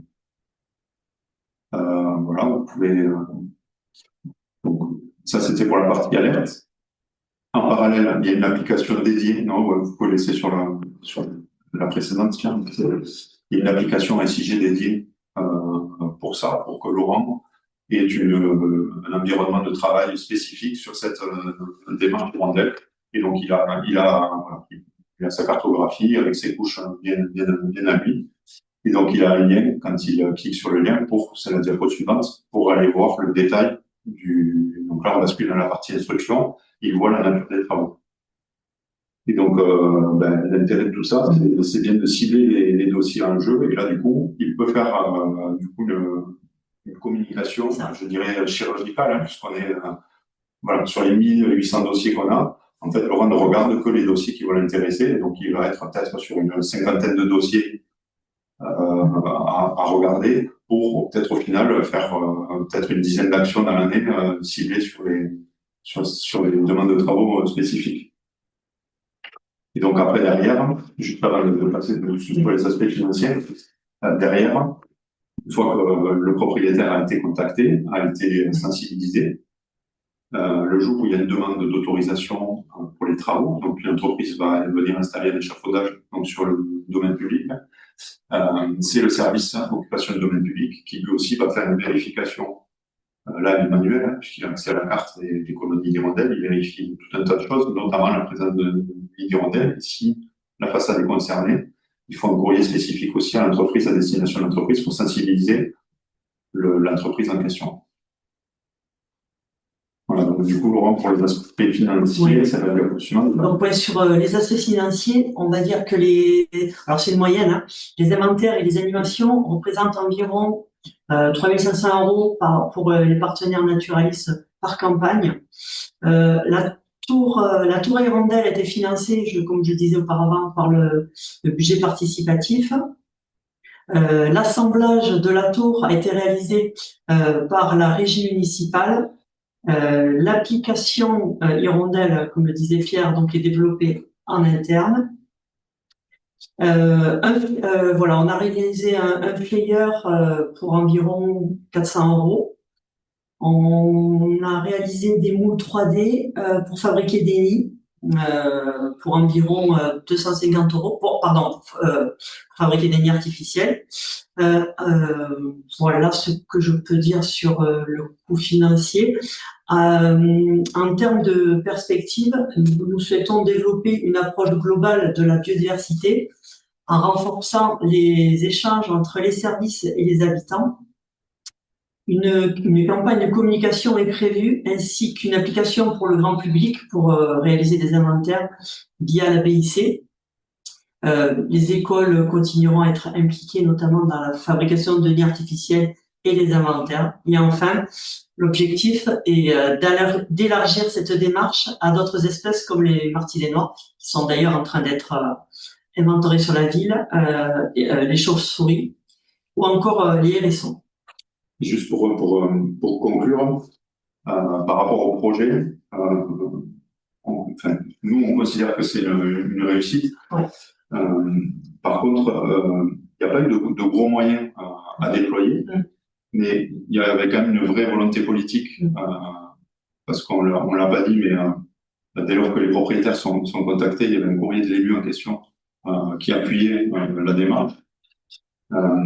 L'implication des acteurs, parce qu'il y a eu les écoles, il y a eu tout le tissu associatif à côté. Les citoyens aussi ont été concernés. Bon, bien sûr, les outils au travers du SIG, hein, sans le SIG, on ne serait pas arrivé à un niveau de simplification et de communication ciblée. Et après, l'agilité, je dirais, dans nos services, on est des petits services. On a l'habitude de travailler ensemble, on communique beaucoup. Donc ça, ce sont les ingrédients qui font que finalement, il y a eu une réussite autour du projet. Ça, c'est vraiment un travail d'équipe. Ce qu'on veut vraiment mettre en exergue, c'est un travail d'équipe. Donc le service de Pierre et le nôtre, à chaque fois on était embêtés, puis on s'est fait avoir, il y a eu des travaux, on le savait, on l'a su au dernier moment. Et donc vraiment ça a été, on l'a tellement embêté qu'il nous a pondu ce... C'est le rôle du SIG de simplifier les échanges en fait. Voilà. Bon, on a terminé. En tout cas, on vous remercie pour votre attention. Merci beaucoup. Eh ben, écoutez, merci à vous. Surtout, désolé pour les petits allers-retours là sur les slides. C'était très clair et puis on voit du coup que c'est enfin, vous l'avez peut-être pas redit, mais du coup, c'est quand même de longue date que cette volonté là sur la préservation de la biodiversité est mise en place sur la ville. Donc, merci beaucoup. Puis on voit aussi que l'ABC participe à donc l'Atlas de la biodiversité communale. C'est vrai qu'on n'en a pas forcément parlé. Donc, il y a un dispositif mis en place au niveau national par l'Office français de la biodiversité. Donc ça, on vous encourage, s'il y a des communes qui nous écoutent, à mettre en place des ABC qui permettent aussi de financer certains inventaires comme ce que vous faites sur la commune d'Auch. Donc encore bravo à vous. Et puis je pense qu'on a pas mal de questions là par rapport à votre très belle initiative. Donc, avant de passer aux questions, on va passer la parole à notre collègue Véronique Ventre de la RB Occitanie, qui du coup va nous parler du lien finalement entre les données récupérées que la commune d'Auch a pu nous présenter et comment finalement on peut préserver tout ça dans le cadre d'un plan local d'urbanisme ou un document de planification. Je te laisse la parole. Merci Pierre. Tu peux passer à la première diapo. Alors c'est super parce que du coup j'ai une transition toute faite puisque effectivement le premier élément à valoriser et indispensable pour prendre en compte cet enjeu espèce dans un PLU, c'est bien évidemment la connaissance. Et la connaissance, alors c'est vrai que j'y ai pensé un peu tard, j'avais déjà fourni mon diapo, donc mais effectivement le petit logo, le petit tampon ABC, je me disais que c'était, je comptais effectivement l'aborder, donc c'est vraiment le besoin de mobiliser l'inventaire, de réaliser ces inventaires, donc avec le levier, comme le soulevait Hoche, avec leur ABC intercommunal. Mais effectivement, c'est un levier financier non négligeable, surtout avec une approche aussi participative. Donc, on voit bien que sur ces sujets-là, le côté participatif marche bien. Donc, c'est d'autant plus intéressant à exploiter le volet ABC. Parce que l'objectif, c'est vraiment de réussir à caractériser l'enjeu, mais surtout à le localiser, puisqu'on est sur, non pas sur des principes de milieu, hein, mais bien sur une approche espèce point par point. Donc là, on a deux exemples hein, de cartographie. Vous en avez vu juste avant aussi avec d'un côté le travail qui a pu être fait sur la commune du Vigan, dans le Gard avec les nids d'hirondelles ou sur Toulon au niveau des nids de martinets.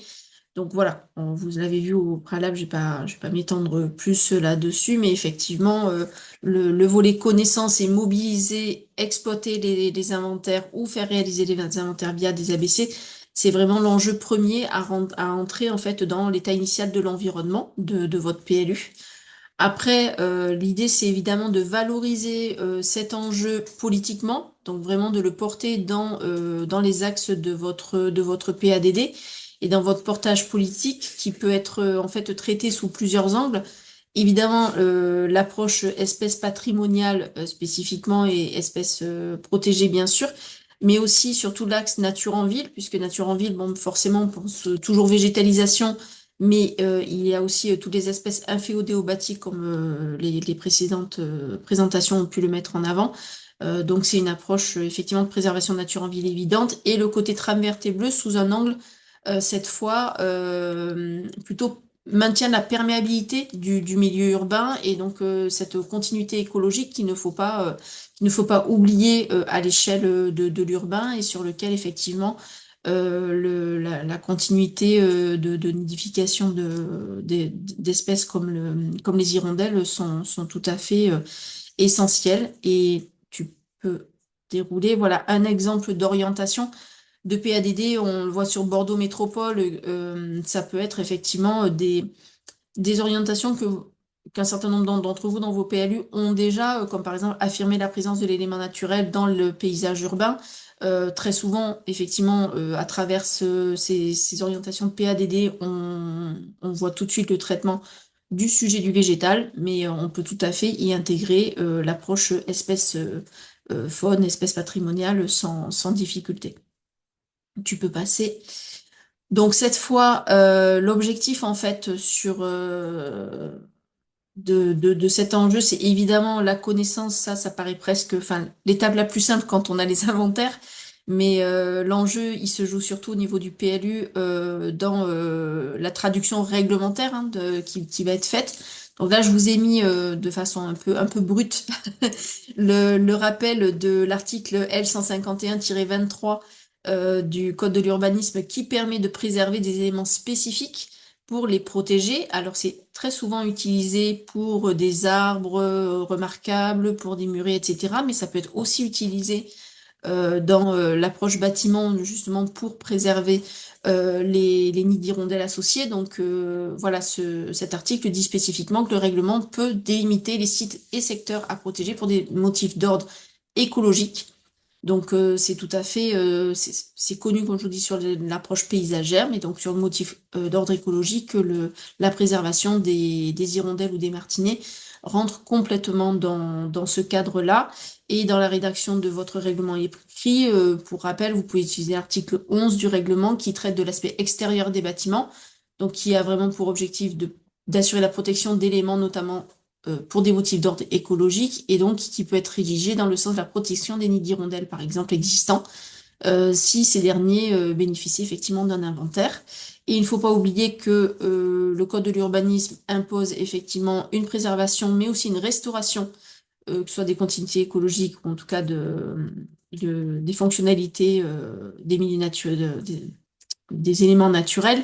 Donc on a l'article 11 qui peut être aussi utilisé cette fois dans le sens de la restauration d'habitats d'hirondelles en imposant lors d'une rénovation l'installation de nids artificiels. Alors ça se voit encore assez peu au niveau des hirondelles ou des martinets, mais il y a par exemple, je pense au Grand Poitiers qui a rédigé déjà un article en ce sens en utilisant l'article 10 qui est dédié, lui, à la hauteur des bâtiments, qui peut être du coup utilisé pour aborder le sujet de l'installation de nichoirs à partir d'un minimum de hauteur de bâtiment, et il l'a utilisé déjà depuis 2015 pour imposer des nids artificiels pour les rapaces. Donc en fait, ce sont des choses qui sont exploitables et qui fonctionnent.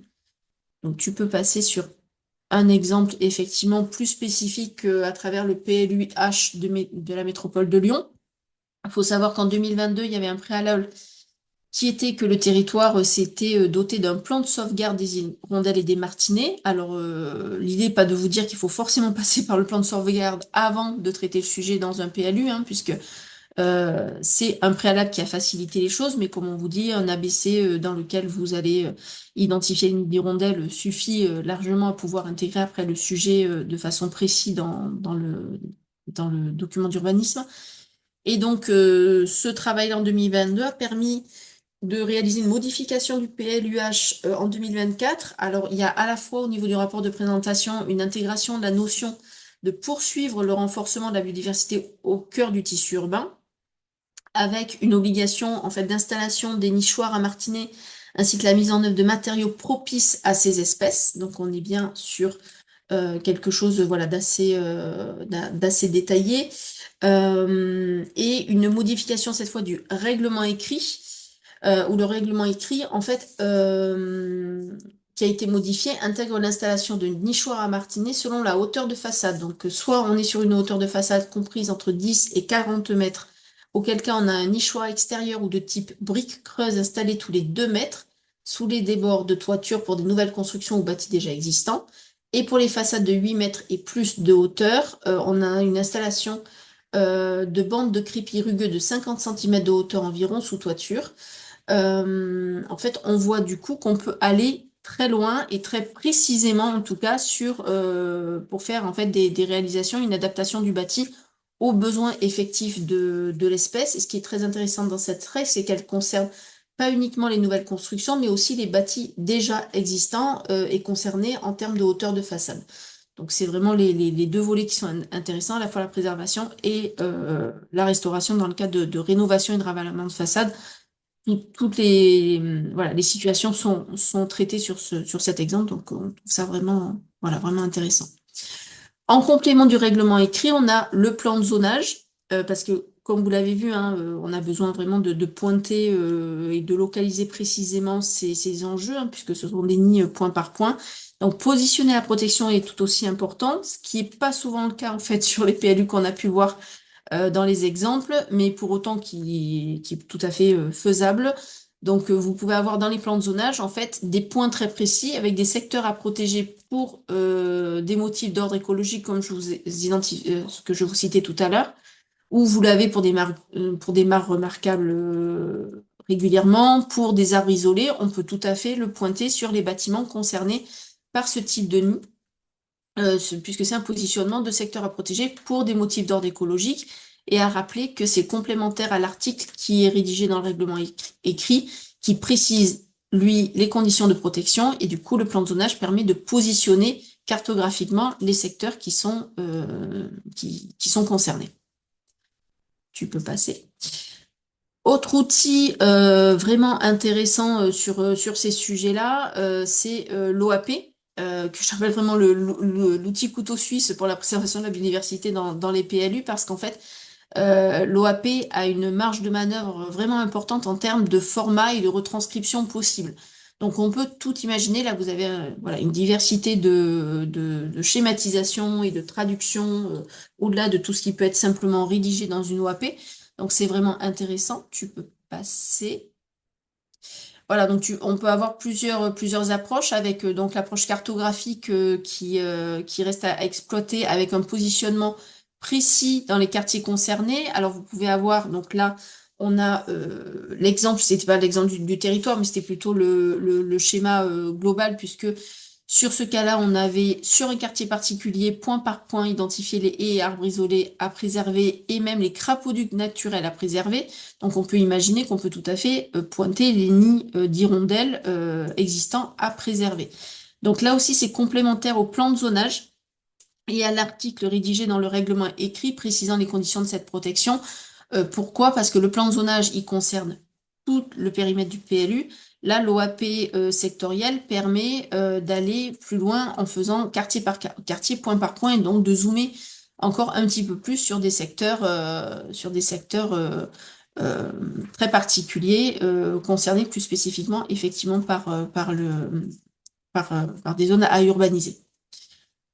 Autre exemple aussi par rapport à cette approche cartographique, c'est vous avez un autre exemple là donc qui ne traite pas spécifiquement des martinets ou des hirondelles, mais d'autres points qui peuvent aussi être tout à fait adaptés, puisque là aussi vous avez un pointage très précis, ici des vieux oliviers à préserver ou des murets de pierres sèches à préserver. Donc on voit bien qu'on est toujours sur des éléments très fins, très précis, donc qui sont tout à fait adaptés à des pointages de nids sur des bâtiments, qui permet effectivement une préservation d'éléments spécifiques très précis, toujours en complément.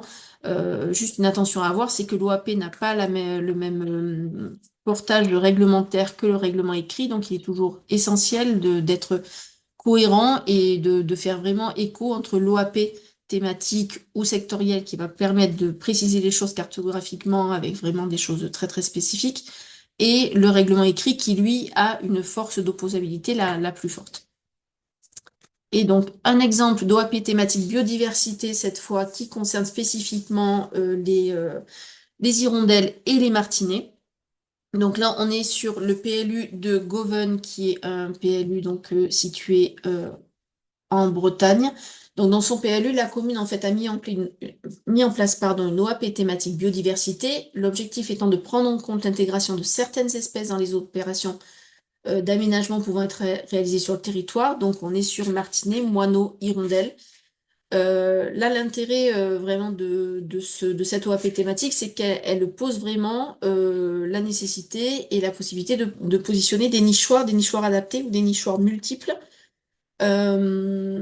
Donc vous avez en fait un principe qui est posé dans l'OAP thématique biodiversité qui se nomme maintenir des habitats de vie, dans lequel on va jusqu'à proposer des formats de nichoirs. Et donc le point fort, il est vraiment que les nichoirs sont vraiment mis en avant dans cette OAP, et on permet effectivement de pointer le besoin de nouveaux nichoirs dans les nouveaux aménagements. Alors là, par contre, on est effectivement non pas sur la préservation de nids naturels existants, mais bien sur de la rénovation ou du nouveau bâti.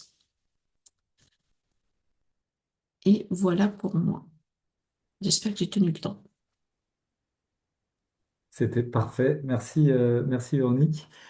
Du coup, bah, ça permet de voir qu'on a des outils à l'échelle de la planification avant même de faire des inventaires pour bah, aussi informer la population, avoir une démarche totalement construite au niveau communal pour intégrer les inventaires ensuite dans des documents et informer bah, les futurs, enfin les propriétaires s'ils réalisent des travaux ou autres. Donc c'est quand même des très bons outils. Donc on espère qu'avec ce webinaire, on a dressé tout le panel, on va dire, des solutions. Alors j'imagine qu'il y en a d'autres qui peuvent permettre de faire des inventaires et préserver ces espèces. Mais avant de conclure, bien évidemment, on a un temps de questions qui nous reste pour les intervenants. Donc, je vais laisser la parole à Hugo pour reprendre les questions que vous avez posées. N'hésitez pas à en poser d'autres dans le chat s'il y a des questions qui vous viennent en tête. Merci. Alors effectivement, on a plusieurs remarques déjà. Beaucoup de félicitations à la mairie de Auch. Donc je ne sais pas s'ils voient le chat, mais je m'en fais le relais. On a beaucoup de bravos et de félicitations. Et quelques questions. Une première question de Monsieur et Madame Mélier qui nous demande si la commune est impliquée en amont dans des grands projets de type ZAC ou des promoteurs, où il peut y avoir des destructions de vieux bâtiments qui doivent s'opérer au-delà j'allais dire, du fil de l'eau, des remontées des services de la commune. Oui, oui, on a en ce moment pas mal de gros chantiers sur Roche. Donc là, il y a des études environnementales qui sont faites à l'échelle vraiment du projet. Alors, on a la rénovation du quartier du Garros ou la réfection d'une caserne, de la caserne Espagne à Roche. Donc là, il y a des études spécifiques qui sont faites dans le cadre du projet. Très bien. Merci. On a également une autre question de Monsieur Moreau qui nous demande si vous avez une visibilité sur l'évolution des effectifs donc sur ces espèces-là, sur la ville de Auch depuis la mise en place de vos mesures et quels pourraient être les résultats à tirer de la tour à hirondelles que vous avez mis en place et des nids réalisés notamment par vos scolaires. Concernant la tour Hirondelle, pour le moment, on n'a pas eu de niché. La tour a été installée à proximité d'une colonie, en concertation avec, bien sûr, notre partenaire la LPO. Par contre, d'autres espèces ont pris possession des lieux, donc comme le moineau domestique, alors peut-être le moineau friqué, certains rouge-queue. Voilà. Donc pour le moment, c'est tous les ans on remet la repasse et bon, on croise les doigts. On espère que cette année on aura une nidification. On a des hirondelles qui tournent. Enfin, on a des observations régulières de la tour. Il y a des hirondelles qui tournent autour. Bon, pour le moment, voilà, c'est Dame Nature qui décide. Et après, par rapport à ce qui a été mis en place, par rapport euh, à l'effectif, on n'a pas assez de recul et on essaye de compléter l'inventaire. Donc, on a lancé une démarche auprès des habitants de la ville d'Auch, donc avec accès à une application grand public pour permettre qu'ils puissent faire leur signalement, que ensuite le service de Laurent va venir contrôler. Mais l'idée, c'est d'essayer là de compléter notre inventaire, puisque nous, en fait, on fait l'inventaire depuis le domaine public et de permettre aux citoyens de faire leur propre inventaire et de nous le communiquer. Merci. Pour rester sur les questions qui concernent la ville d'Auch spécifiquement, est-ce qu'il y a eu des cas que vous connaîtriez où les travaux ont été stoppés ou repoussés suite à votre intervention, ou est-ce fait suffisamment en amont pour éviter justement l'arrêt des travaux? Et c'est une question de Madame Horn. Oui, tout à fait. Plein centre-ville, donc un échafaudage a été dressé, donc on a pu contacter l'entreprise et en fait donc il y a eu donc un ravalement de façade de fait qui a été décalé à la bonne période. Ils ont protégé les nids, la colonie existante. Donc il y avait une vingtaine de nids à peu près, donc qui ont été sauvegardés. Donc on a envoyé en amont une lettre là de notre élu. Je suis allée rencontrer l'entreprise plusieurs fois. J'ai eu au téléphone et par mail le propriétaire des lieux. Voilà, il y a vraiment eu cette médiation qui a bien fonctionné et qui généralement fonctionne bien. Dès que voilà, on a un appui politique derrière, c'est plus simple pour faire passer les messages, on va dire. Voilà. Ok, très bien.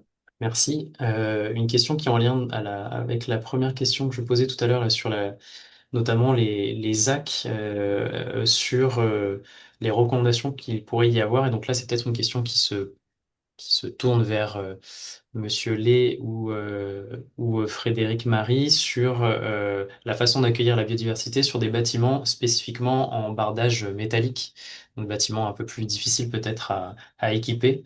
Est-ce que vous avez déjà eu connaissance de ce type de dispositif et si oui, lesquels? Je ne sais pas si Bruno a déjà eu connaissance de ce genre de choses ou si Frédéric a déjà traité un dossier qui concernait ce type de bâtiment. De mon côté, Non, j'ai non. pas, moi, en tout Bordage cas, métallique. dans, Bordage dans ma mémoire, métallique. là, du coup, de bâtiments métalliques qui ont pu supporter, du coup, des sites de compensation. Parce que là, effectivement, au niveau thermique, on a une conductivité forte. Et donc, là, on risque de mettre vraiment en péril les oisillons ou les jeunes chiroptères. Parce que du coup, il n'y a pas du tout de barrière thermique, de tampon thermique, du coup, pour arriver à atténuer les, les variations de température durant la journée. Donc, j'ai moi, en tout cas, pas de mémoire de ça. Je pense pas qu'on ne le fasse. Mais je sais pas Si si Bruno, tu as un Frédéric, oui, retour Bruno, Non, pareil, j'ai pas d'expérience du tout. Je vais voir dans le bouquin de la LPO, mais non, pas d'expérience aujourd'hui. merci pour vos retours. Dans la même continuité, on a un témoignage de Madame Laviron sur la commune de Saint-Laurent-de-Gameville, où le taux d'occupation en 2025 des nids artificiels était de 95% lorsqu'ils sont installés sur une maison où existent des nids naturels ou à proximité immédiate, et de 0% s'ils sont situés à plus de 50 mètres d'une colonie existante. Je pense que c'est des éléments que euh, Bruno, donc côté LPO, vous avez pu vérifier également. Et Frédéric, peut-être que tu as eu également ce type de retour avec l'intérêt d'avoir des nids artificiels très proches des colonies existantes. Exact, exact. 50 mètres, en existence. Le cas de Saint-Orens de Gameville est connu. Bonjour Hélène. Et, et après, il faut pas aller très très loin. Et les nids artificiels, genre double nid, un taux de réussite qui est beaucoup plus grand que les tours à hirondelles. Moi, je recommande de faire sur des nichoirs. Mais bon, après, c'est les oiseaux qui choisissent. Très bien. Alors avant de passer aux questions peut-être un peu plus sur la planification, je reviendrai vers toi, Véronique. On a encore deux petites questions là sur de Madame Jacquet de Nymphalis qui s'intéresse aux hirondelles rustiques et comment accompagner les propriétaires qui veulent rénover des granges ou des bâtiments abritant ce type d'hirondelle, cette espèce qui a peut-être plus d'exigences que l'hirondelle des fenêtres ou en tout cas des exigences différentes à prendre en compte. Je ne sais pas si, alors bah, soit Bruno si tu as un retour ou Frédéric si tu as eu des dossiers à traiter spécifiquement pour l'hirondelle rustique. Oui, du coup, juste pour préciser la question, ou du moins la contextualiser, c'est bien une rénovation de grange, c'est-à-dire qu'on ne ferme pas la grange. Euh, l'i- Si on est dans ce cas de figure-là, c'est qu'effectivement la grange laisse accès aux oiseaux. Donc c'est des portes où en l'occurrence on laisse un espace en haut, effectivement d'une cinquantaine de centimètres, pour qu'elles puissent effectivement entrer dans le bâtiment et en ressortir. Si on garde en tout cas l'accessibilité au bâtiment, les hirondelles les rustiques s'y réinstallent. Si on a besoin effectivement par contre de rénover le plancher qui se trouve à l'intérieur, et donc là du coup de défaire, enfin détruire du coup les nids qui s'y trouvent, en fait il faut vraiment les décoller au préalable, garder ces nids naturels, parce qu'effectivement là pour rebondir sur ce qu'a indiqué Madame Laviron, rien de tel effectivement que d'associer les nids artificiels à des nids naturels. Et en l'occurrence, alors les nids d'hirondelles rustiques sont assez bien préservés dans le temps parce que du coup, ils sont pas exposés aux intempéries. Et donc, du coup, ils restent quand même de bonne tenue. Et en fait, on peut arriver à les décoller correctement pour pouvoir les recoller ensuite une fois qu'on a changé son plancher. En rajoutant quelques nids en compensation, donc on augmente du coup la la capacité, et à ce moment, du coup, le site est conservé par les hirondelles rustiques. Là, je suis en cours de test sur un déplacement de nids d'hirondelles rustiques, et donc ça, je pourrais donner des infos, mais d'ici 2 ans, parce que ça commence là, c'est en cours. Merci Frédéric. Peut-être une question, si Frédéric, tu veux garder la parole, sur la question du dérangement suite à des repasses peut-être un peu trop systématiques pour attirer les hirondelles potentiellement sur des dispositifs, alors potentiellement aussi sur des tours à hirondelles. Est-ce que on a un retour, j'allais dire, d'experts ou techniques sur l'impact de ces repasses sur les populations et donc des dérangements sur d'autres populations, d'autres espèces potentiellement. De dérangement sur d'autres espèces, ça peut être éventuellement des riverains. Lorsqu'on est sur des copropriétés, certains locataires, effectivement, ne comprennent pas. Après, on fixe en fait les cris qui sont enregistrés et qui sont émis ne le sont pas de manière continue. C'est-à-dire qu'en fait, on enclenche par intermittence ce cri-là pendant la journée, et on garde effectivement vraiment en diurne. De toute façon, après, les oiseaux, effectivement, n'y sont pas nécessairement sensibles. Et après, en soirée, en l'occurrence, c'est vraiment les riverains, donc l'espèce humaine, là, pour le coup, qui peut être dérangée par ces cris-là. Mais sinon, moi, en tout cas, j'ai pas eu de retour d'expérience avec des espèces sympatriques qui finalement désertaient le site avec une installation d'un dispositif sonore. Donc, je sais pas. Pour l'instant, par contre, j'ai de bons retours. Si on met ce type de dispositif sonore, ça permet en l'occurrence de faire marcher des sites totalement composés de nids artificiels. Ça permet de favoriser l'installation des oiseaux. D'accord. Après, On a Bruno, je sais un pas si tu veux complément compléter. de... Pardon. Alors, soit Non, Bruno a des éléments. je dis Ouais, pareil. ok. Faut évidemment pas que ça soit trop longtemps dans la journée. Merci Bruno. On a un complément de Madame Jacquet de Nymphalis sur la question des granges et qui était effectivement que donc sa question était à contextualiser dans un cas de fermeture de la grange pour transformation en partie habitée. Alors, si Frédéric, tu veux revenir sur ta réponse pour compléter, et après je vais passer sur les questions liées à la planification. Et donc là, effectivement, si c'est pour la fermeture d'une grange, pour l'habiliter comme habitation, ce qui n'était pas sa destination première, je n'ai pas encore vraiment de retour d'expérience dessus. Pour l'instant, on a testé avec un projet de mettre un dispositif. Donc c'est vraiment une autre grange, hein, qui est construite. Grosso modo, donc on est à peu près à 20 mètres carrés, euh, où on, où là, du coup, en l'occurrence, elle est ouverte, mais en étant protégée sur des vents dominants, pour recréer du coup un espace favorable aux hirondelles. Mais pour l'instant, j'attends le retour, justement grâce au suivi. J'attends le retour pour savoir si, en étant à distance d'à peu près 30 mètres du site initial de nidification, savoir si les oiseaux, du coup, s'approprient ce nouvel espace. Mm. Donc là, voilà, je ne pourrais vous répondre ça, mais que dans 2 ans max. Donc on reprend un webinaire dans 2 ans.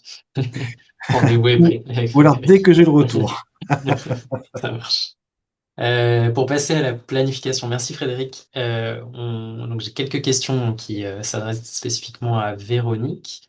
Donc une première question de Madame Pribilski sur la définition de l'OAP thématique, afin de revenir sur cet outil-là, Mhm. à la différence de l'outil OAP classique.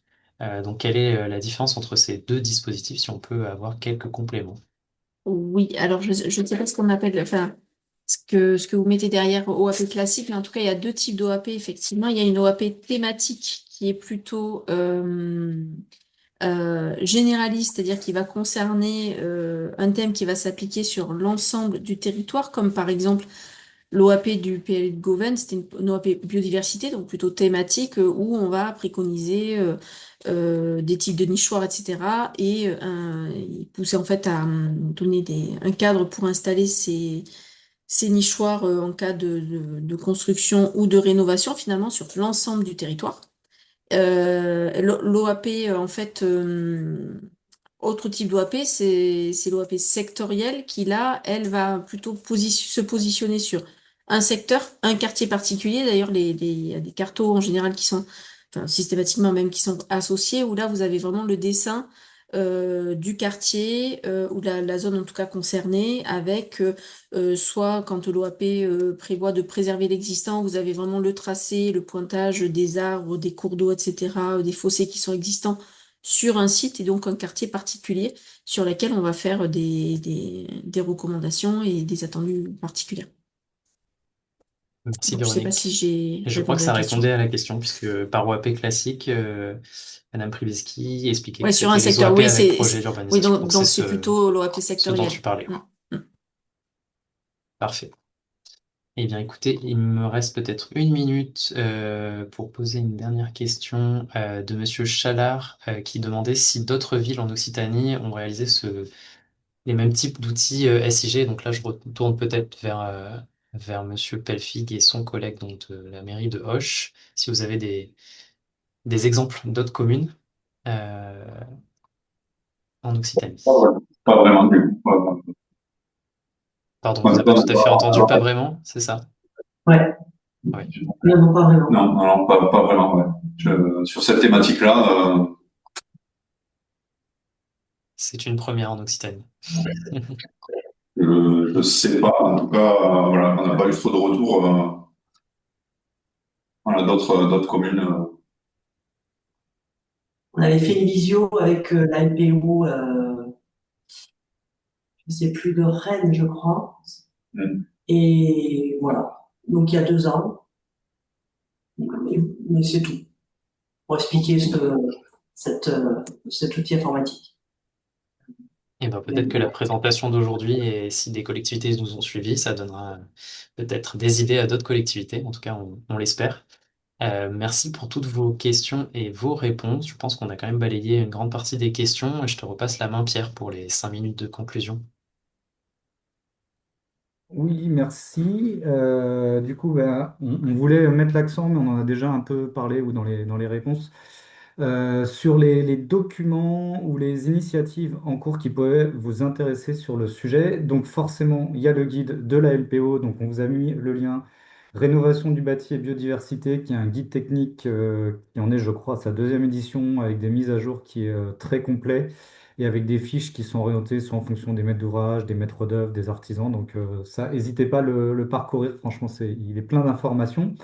Quelque chose qui est peut-être passé un peu en dessous des radars, on a fait une communication sur LinkedIn, mais pour devenir site pilote, alors c'est un appel à manifestation, appel à projet, pardon, qui a été lancé par la LPO France, donc au niveau national.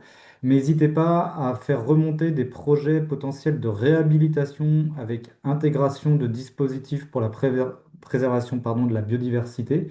Et du coup, vous engagez à mettre en place un suivi, mais la LPO peut vous financer une partie de ces éléments si le site est retenu en tant que site pilote. Donc surtout, n'hésitez pas à remonter des projets que voilà, vos communes, par exemple, pourraient réaliser.